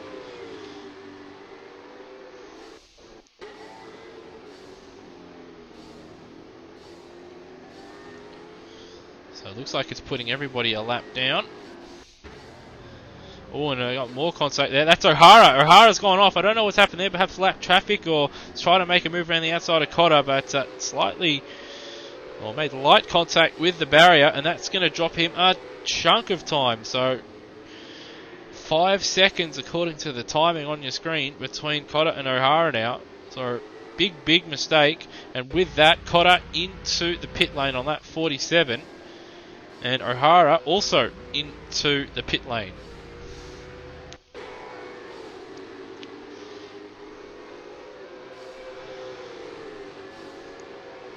Now we just have to wait for live timing to shake out. As you can see, number of drivers 2 laps down, 1 lap down, due to the leaders having not stopped yet, even though, well, they are now in the pits. But for a lap or two, everybody's going to be sort of, at least the timing anyways, just going to be going a little bit berserk. As you see now, Pickford into the pits. Looks like the super cheap cars as well into the pit lane.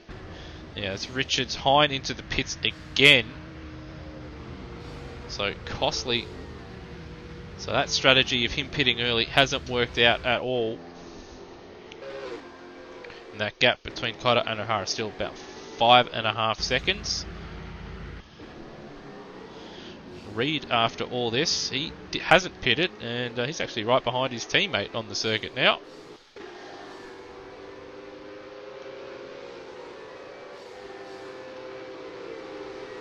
So Cotter and Reed, that should be, I think when they cross the line, that will be first and second, as we've got Gutterson into the pits.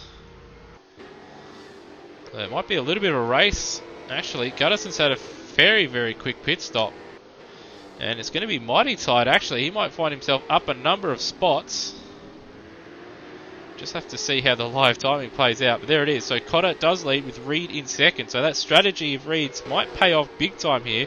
But he may need to stop again. I'm not sure how the fuel loads work around here. But being a very short lap, he might be able to make it to the end after pitting. Obviously, I think it was on lap 14 very early on there.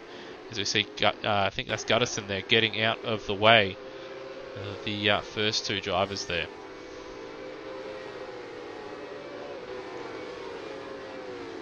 Things looking pretty schmick, it has to be said, for Erebus Penrite or for Penrite Erebus Racing at the moment. 1 and 2. The question remains though: does Reed need to stop again? In fact, O'Hara, so he must have had a massive struggle getting by some lap traffic. So he gets past, I think that's Ches with the yellow wing on his Shell V-Power DJR Team Penske Mustang, because he now finds himself 11 seconds off the lead when at the time of the pit stops and on the exit it was 5.5. So another error for O'Hara sees his race weekend just starting to fall apart, and things looking better and better for Cotter and Penrite Erebus Racing. And then further down the field, Thornton and Munro starting to duke it out. Obviously Munro pitted pretty early on. He was the first one of the leaders to pit under green conditions, I believe about 15 laps ago. Certainly, I believe it was in the 30s, and he was sitting here in, I think, 9th or 10th place. So he has moved up a couple spots and now finds himself right behind Thornton in the super cheap auto Ford Mustang. And a little bit of a mistake from Thornton in front. Hasn't hit the apex there. It's allowed Munro to close in. And again, can't quite hit the apex for the final corner. And this is just all encouragement for Munro in behind. Now, Munro was struggling early. He couldn't quite get the nose in. He was able to carry a little bit more speed than Thornton through turn 1 and 2. He's had a decent exit. Now, he has struggled throughout, earlier on in the race to get moves done, but this time he hasn't cocked it up, and he's going to send it up the inside, and he should get the job done at the hairpin. Thornton will try and get him on the switchback, but, well, no, he won't, because he's had a poor exit, and Munro now up into P6, and he's only got a couple seconds to Birchall up the road. Now, Birchall, we did see, obviously, he probably should be, or both Birchall and Thornton probably should be a few seconds up the road, but they were involved with that incident with Hall. It was lapped down and must have not appreciated getting tapped a couple of times or something, because it's quite aggravated, and, well, he's sent Birchall into the wall. Right here at turn number 3.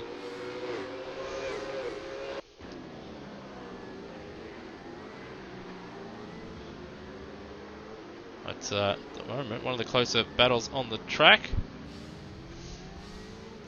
Oh, we've got Thornton who's dropped another, and Munro's sort of, so what's happened there? Perhaps the Timken car just playing a little bit of havoc of, perhaps Ellis just playing a little bit of havoc with Munro and Thornton there, and we've got Phillips and Pickford battling it out further behind.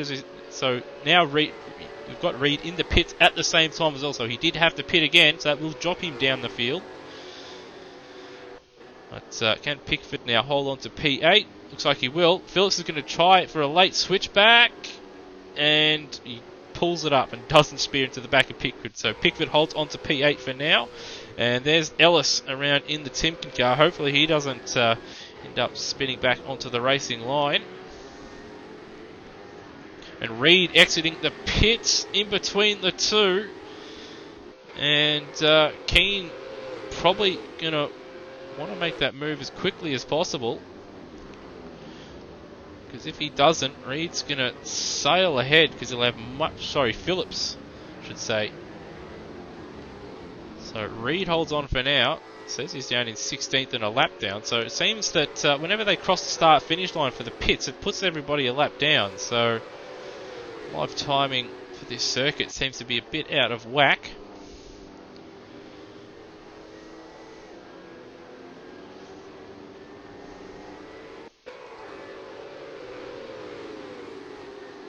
Bit odd, but anyway.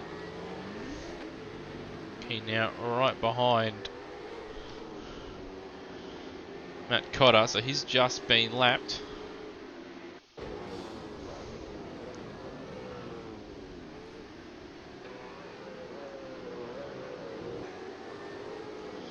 Apologise for bringing up the app screen, but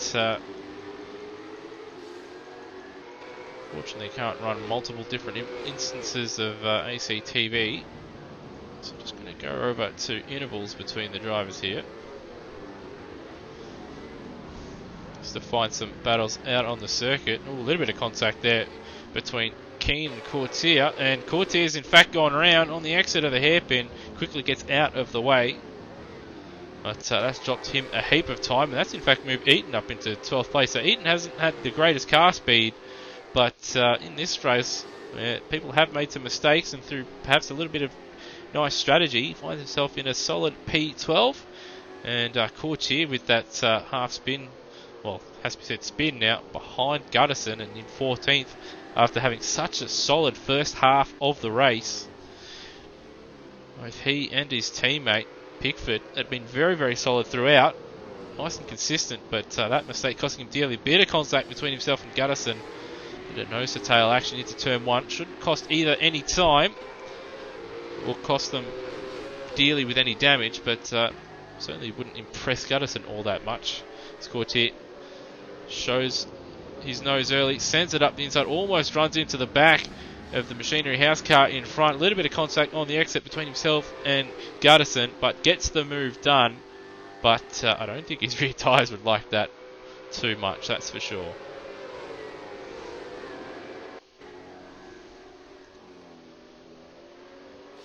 And now Gutterson, he's got to worry about Crab in behind, who is closing in just a little bit. Further down, like we've got a nice little pack between Keys, Ball, Reed, and then a couple seconds back, you're going to have Hine closing in on those guys as well, because he seems to be a little bit quicker than those guys.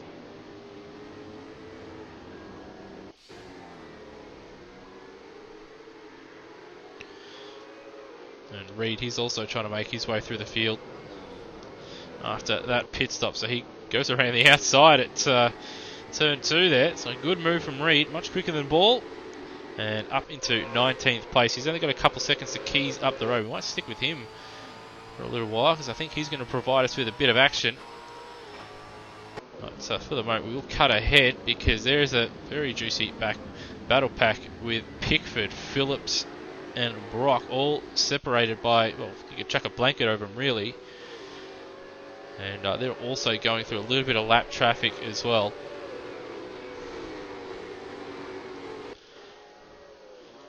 And looks like Brock's had a decent run out of the hairpin. Phillips goes defensive very, very late. I don't think Brock would have been too pleased with that very late move to the middle of the racetrack, but we'll have to deal with it for now. Phillips had a decent exit though, coming out of the final corner. He's got himself away from Brock and closed himself right up to Pickford Pickford in front of him, as the Team Cool Drive car runs wide at turn 1, which forces Brock into the barrier there. So, a bit of a mess, bit of a cluster stuck, and that's dropped Brock down, and Phillips losing it under braking. Might have just outbraked himself a little bit, had to slam on the anchors, lost the rear end under braking, and well, that's him down a spot.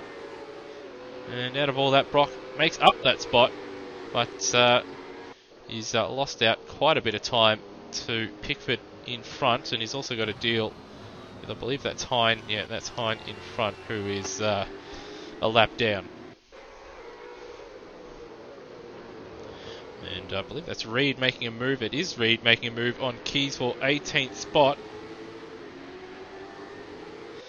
And he's got 9 seconds to Payne in front.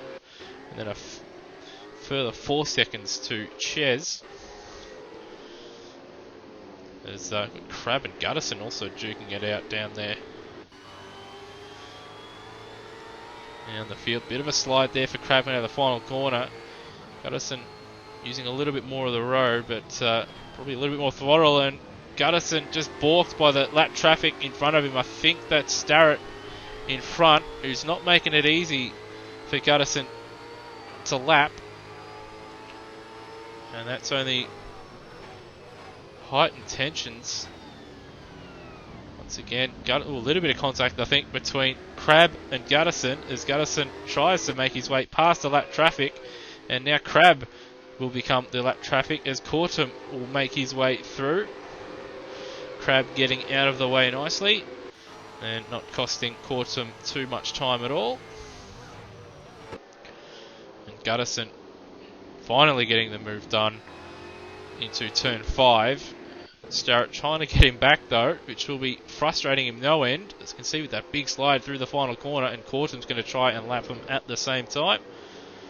So up the inside goes Cortum, and he goes through and laps Starrett. So a lot of cars tightly packed together. In fact, Munro's he's set some decent laps of late, because he's closed in on Birchall, and Birchall's actually not too far away from Cortum once again. So there's another battle to look out for as this race comes into its sort of dying stages. Munro must have been pretty good through traffic, because there was a decent gap between himself and Birchall. And now it's only 1.5 seconds, and he only finds himself about 4 or 5 seconds away from a podium position. So a fantastic drive from Munro so far. And in fact, into the pit lane. So couldn't quite make it. Looks like it's going to be...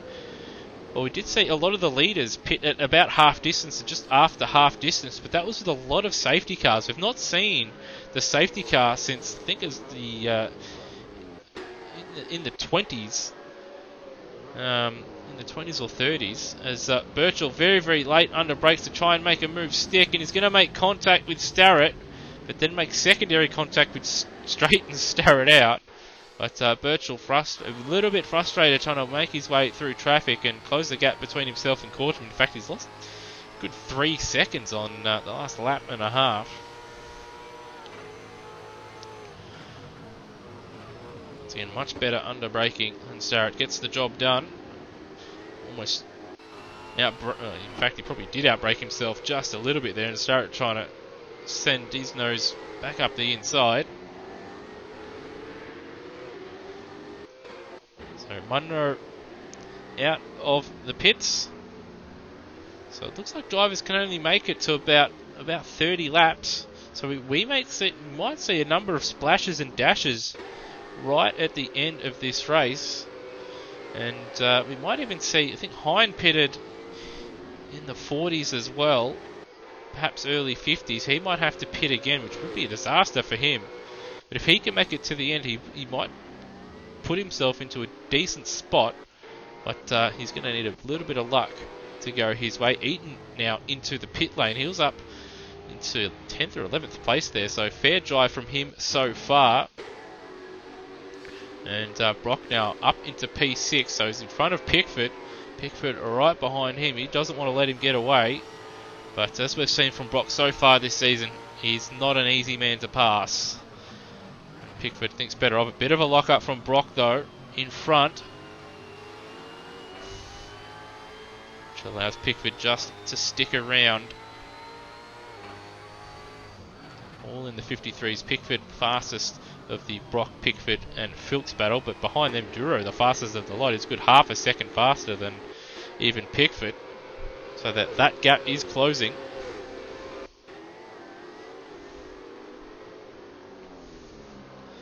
A nice little battle pack forming here.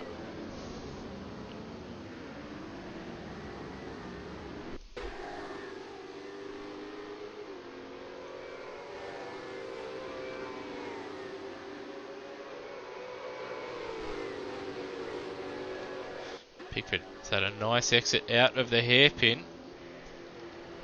Not close enough to make a move, but he is close enough just to make Brock sweat just a little bit. 22 laps to go. Will be interesting to see if people do have to pit again. Had a number of drivers pit for a second, and those that pitted very early on a third time. And now we've got change of position between Reed and Payne. So Reed making that time up very, very quickly. And now he's got a good 7 seconds to Ches in front. And then the battle between Crab and Gutterson still going on out there. And that's like that's a slow Birchall, so something's happened there, because that's lap cars that are going by him there. So perhaps he's had a little bit of an off, and now he's got to try and make his way back past the lap cars, which, speaking from experience, is very, very awkward after you've had a little bit of an off.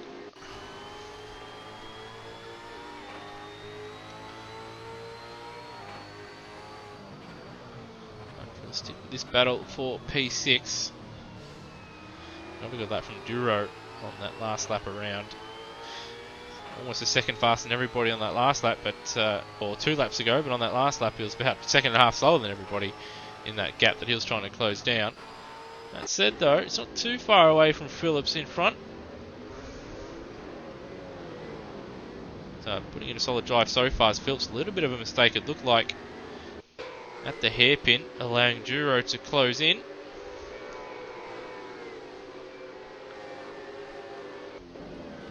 Oh, and a big slide for Starrett as we look through the gaps, and Eaton trying to get a move done.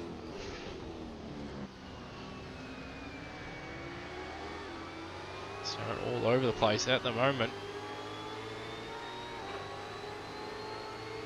Not sure if he's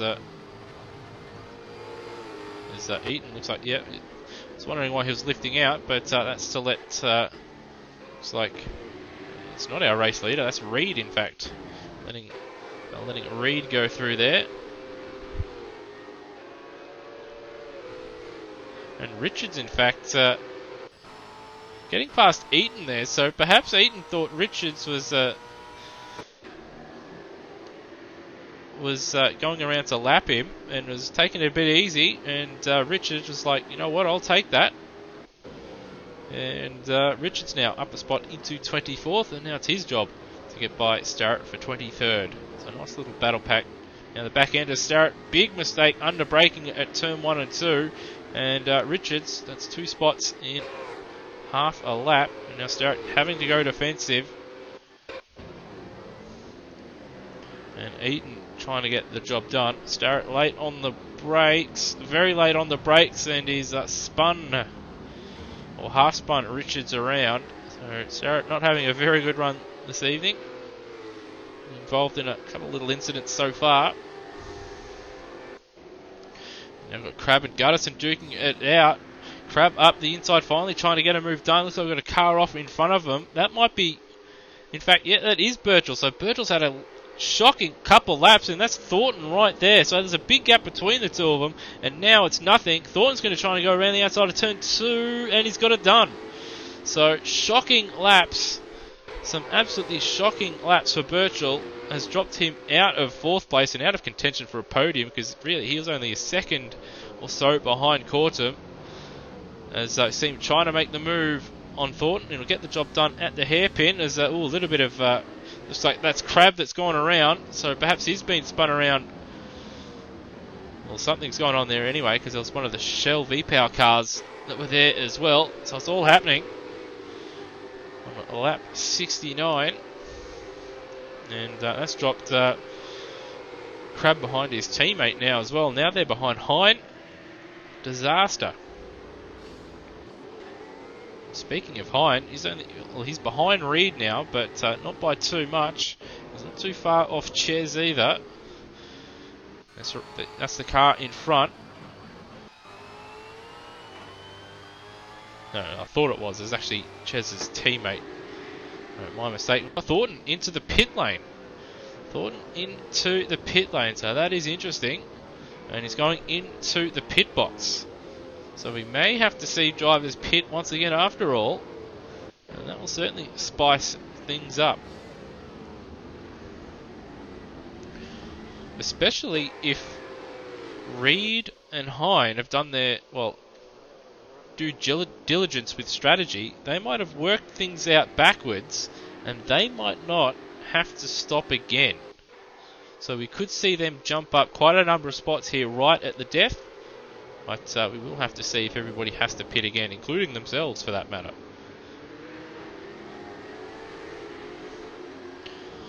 But they've jumped Thornton in the pit stop process there.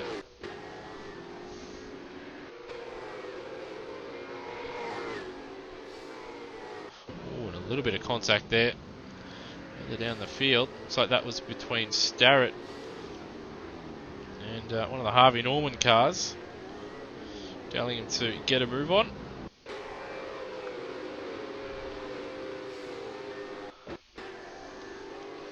And looks like he's on the grass there, getting out of the way. Trying to get out of the way, it seems, of one of the Walkinshaw and Andretti United cars. That'll be Brock in 5th place. Brock is trying to stay out in front of Pickford, who continue their battle.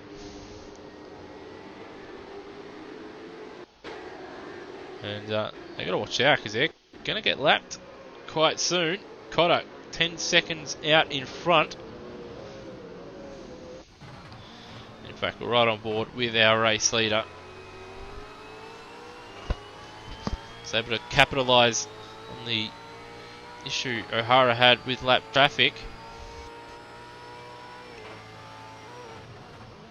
Been right on his bumper all race long, but now he's going to have to deal with this traffic in front of him.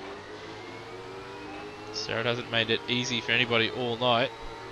But as you can see, there's another 4 cars that he's going to have to deal with afterwards. Starrett this time getting out of the way, as does, I do believe, that is Pickford. Yes, that is Pickford getting out of the way. So the next car will be Brock.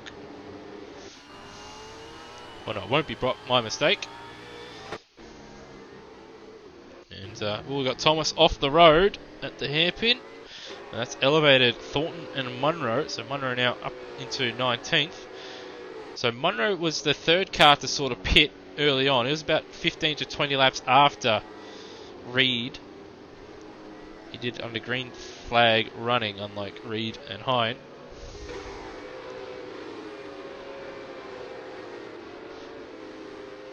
So strategy-wise, he has pitted a second time. So he might be one to look out for if drivers do need to pit again as well.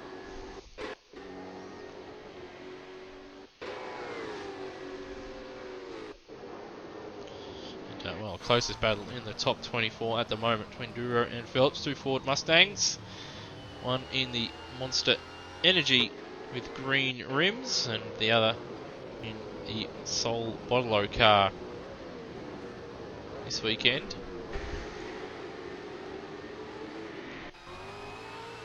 Duro just struggling on the exit of turn 2 there, fighting to keep it going in a straight line. As you can see, track starting just to get a little bit darker. Lighting starting to change just a little bit, getting later on in the race and in the day. A bit of a lock-up for Phillips in front. That's going to allow Duro to close in. So it looks like Phillips has had a slightly better exit and is just eking away from Duro in behind. Still got Ches not too far behind Gutterson either. Gutterson's sort of fallen away a little bit. Ches having a nice solid run as well in this one. But he's going to have to be pretty solid from here on out, because he's got Hine closing in quite quickly as well in behind him. So this is going to be a nice little 3-car little battle pack. These final 11 laps. We've got Keys in the pits as well, so question is getting bigger and bigger. Will more people need to pit?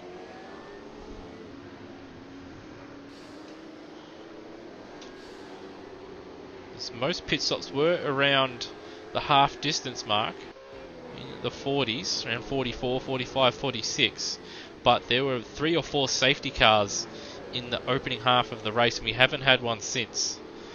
So the fuel burn is obviously going to be much higher, as we've been green since about lap 30 or so. We've got Hine side by side with Ches into the hairpin. Ches can't do much about it, as Hine is just far too quick. And now Hine can set his sights on the Monster Energy Mustang right in front. And that'll probably be as far as he can go, because Reed in front is good 18 seconds up the road. So barring a safety car or a bit of luck, or bad luck in Reed's case, he's probably not going to move up another spot.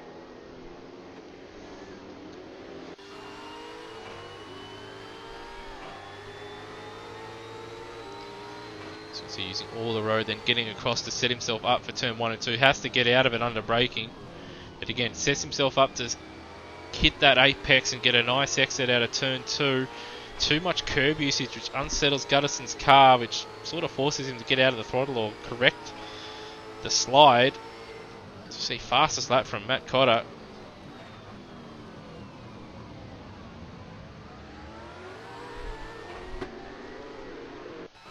Not quite the exit Hine would have wanted. So he'll have to wait another half a lap or so to try and get a move done. Ooh, a bit of a lock-up for Gutterson into turn 5. Again, it's going to allow Hine to close in. And he's wide, he's missed the apex, but Hine himself has got a bit of a slide on. Much better under braking at turn 1, but he can't quite use it. He has to be cautious as Hine, because he doesn't want to run into the back. The Ford Mustang in front of him. He's had a good exit out of 2. Gutterson's all over the place at the moment, and Gutterson smartly leaves him the room and will have to probably cede position into the hairpin, unlike what we've seen from a number of drivers where they've pretty much just sent drivers into the wall, the exit. But Hine's outbroke himself, as has Gutterson a little bit. In fact, outbrake himself like that, it's probably given him a decent exit, a better exit than what he could have hoped. And Hine will hold on to that position for now. It's also allowed Ches to close in on Gutterson in front as well.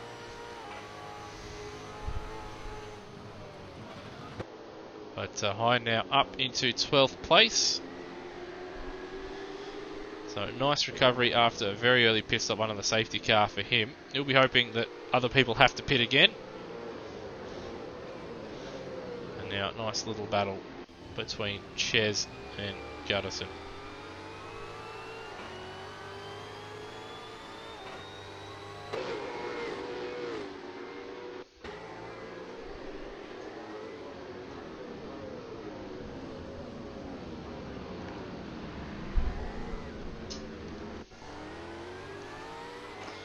Looking further afield though. And Pickford still just under a second away from Brock in P5. Brock's had a solid run. Obviously started well down the field in this one after a poor showing in race 1. But he's not really put a foot wrong so far in race 2. And finds himself in a very handy P5. I do believe he's run in higher positions, but he's always seemed to have an incident or throw it off the road or something like that, which has dropped him down the field. So if he finishes where he is, I do believe this will be his best result of the season. Certainly one of his best, that is for sure. We've got Cotter in the pits. Cotter is in the pits. Now I wonder, does O'Hara have to pit? The gap between the two isn't anything, but as you can see, not much at all. So it looks like it was just a splash and dash, but for whatever reason, it seems like the timing does seem to throw people a lap down. So we'll see if it corrects itself over the start-finish line, and if Cotter does move right behind O'Hara. We had a similar issue at Queensland Raceway as well, where the timing would get thrown out when people pitted. So you didn't have that issue at Albert Park because there was no pit stops. Well, there was only one, I believe. I can't remember off the top of my head, as one of the Machinery House cars off the road, and that sort of balked one of the super cheap cars as well. But yeah, that pit stop should put Cotter right behind O'Hara, because they're right behind each other on the road. But it's put Cotter down in 8th place for whatever reason. There's, looks like these guys down the field are going to try and go 4 wide. Starrett's going to try and go 3 wide into the hairpin. I don't know what he's doing. A little bit of contact with Richards there. But thankfully, everybody gets out alive. Courtier going to go around the outside of Keane at the hairpin. So that's a solid move for him. Or he was holding position. I couldn't quite tell.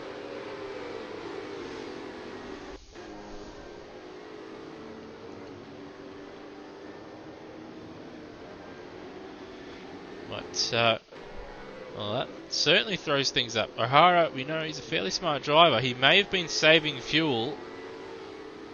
He did pit fairly late.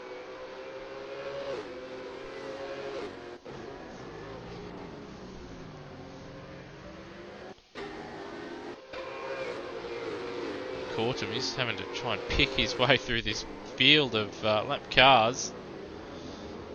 That's Courtier that is going around to lap at the moment.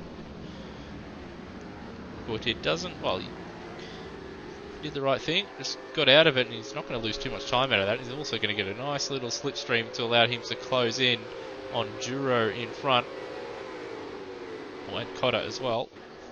But they're a few seconds down the road, of course.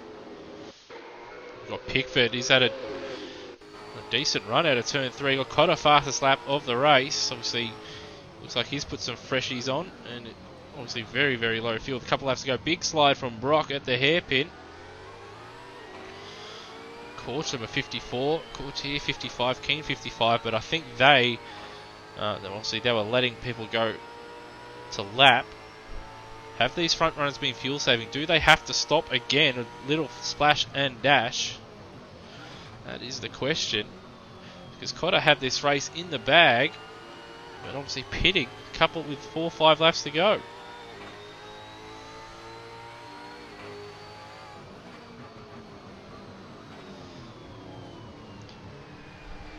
The race pace of Brock and Pickford certainly hasn't dropped off, and they're racing hard for position.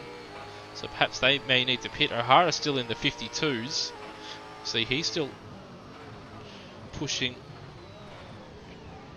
hard. So he may still need to pit.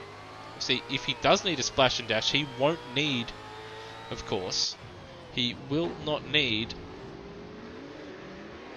It was a bit of a slow. There's O'Hara and one of the Penrite cars there. That is Matt Cotter, so that is possibly for position. Perhaps a mistake from Cotter. We'll see as he crosses the start-finish line. Caught him on that last lap of 54. Obviously, he's trying to get through traffic, but I wonder if he's trying to fuel save as well. O'Hara will go around again, so he's going to probably make it to the end, or if he does splash and dash, it'll be on the last lap, or second last lap. Pits are closed, so he is committed. So Cotter, it says his live timing is down in 8th.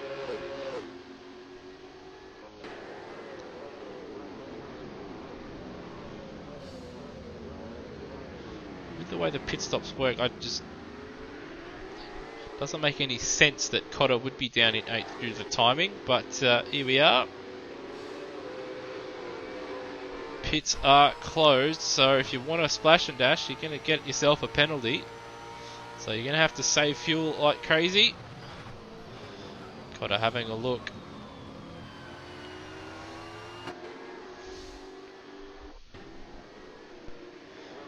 And O'Hara continuing once again. Leader started final lap. Beginning the final lap. Now, we did see in race 1, we did see the Castrol Nissan Ultima run out of fuel, or at least it looked like he ran out of fuel on the last lap, so that's something to look out for. Thomas and Thornton duking it out for 19th and 20th. And we've got Courtum in the pits. The pits are closed, and he has entered the pits on the last lap. Now, will O'Hara make it to the end? He did pit a bit later than everybody else, so Courtum will... Well, it looks like it's going to put him down the field once people cross the start-finish line, perhaps. I don't know how timing is. But O'Hara going defensive. Cotter looks like he's trying to unlap himself. He's going to get him on the switchback. Yes, he is. So Cotter gets it done. Now, I don't know how timing and everything's going to work, but Cotter gets himself in front of O'Hara and across the line. And it says it moves him up, Cotter up into 7th ahead of Courtum. See, O'Hara didn't make that last pit stop. And, in fact, looks like he's gone... Well, he's left the game completely. Birchall has somehow ended up out of all that because of the pit stops. It's going to put him in P2. Despite the fact that Courtum... Well, I don't know what's going on. But anyway, Birchall will finish in P2. Brock is going to end up finishing in P3. Unless he makes a slight mistake. He's got Pickford right behind him. So Brock's done very, very well to hold on. Pickford pressured him pretty much for 3/4 of the race. Couldn't quite get the job done, but still solid, really good results in the end for Birchall, Brock and Pickford. Duro again, solid P5 for him. Phillips P6. Cotter over the line in P7 due to that late pit stop. But again, I'm still confused by the timing because it just for whatever reason doesn't seem like he should be in that position. Courtier will finish in 8th place, Keane in 9th, then Reed in 10th, followed by Hine in 11th, Courtum 12th after that pit stop on the last lap, Guttison 13th, Ches 14th, Crab in 15th, Payne 16th, Munro in 17th, Ball in 18th, Aaron Thomas 19th, Thornton in 20th. Had a solid race, but things just fell away from him towards the end there. Eaton 21st, Richards 22nd, Starrett 23rd, and then we had Keys in 24th position, followed by Runch 25th, Lynn in 26th, so disastrous weekend for Lynn, and then Ellis 27th, Hobson 28th, Rusty Hall in 29th, and then Delaney, Hall and Delaney retirements, as well as Macca down in 31st. And I think Cahill as well, also the final of the retirements. Well, it's been a very, very interesting couple of races here from Symmons Plains. Race 1, aside from that incident really on the first lap there, was actually some good racing in that one. and certainly the result wasn't confused by the way the pit stops around this circuit seemed to mess up the timing. Second race there, again, had some really good racing up and down the field. Had some obviously really good results in the end for a number of drivers, with Birchall, taking a podium, with Brock getting his best result of the season, and then Pickford, Duro, Phillips also putting in some really good drives there in that second race. But once again, Andrew O'Hara taking another victory, and surely he'll move into the championship lead. Alright, well, from myself, Lewis Wedding, and for AK Racing, we hope you've enjoyed round 3, the AK Racing Supercar Championship from Symmons Plains. But just to go over the calendar of what's coming up here at AK Racing, well, for the Supercar Championship anyway, in a couple of weeks' time at Pukekohe Raceway. Again, Super Sprint, short race, short initial first race, and then a longer second feature race. And then on March 1st, we have Barbagallo Raceway. Well, the next few rounds, as you can see, all Super Sprint with the shorter initial race format, and then longer feature race after that. So then we've got Barbagallo March 1st, Hidden Valley March 15, Eastern Creek on March 29th, and then we have the first of the Enduros. Now that graphic on your screen does need to be updated. I do believe the bend has been dropped for Queensland Raceway. Just going off the top of my head.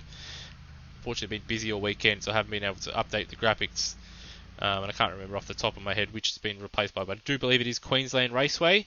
And also, not only is it Endurance Cup, but all the endurance races now are all co-driver events. So there will be obviously driver changes, and there is specific rules with certain races, with qualifying, with drivers being able to elect obviously the driver that qualifies the car, and in some rounds there's going to be I think the co-driver has to take part in qualifying, and there's qualifying races, I do believe, in one or two of them as well. So that's something to look out for. And you also have Bathurst, which again, that's the full 1,000. That's going to be very, very long and very, very hectic, but still be fantastic to see a good 30-car grid race around the mountain. And then we have obviously Gold Coast May 10th, Sandown May 24th, and then season finale Super Street event on June 7th at Newcastle. That has been confirmed.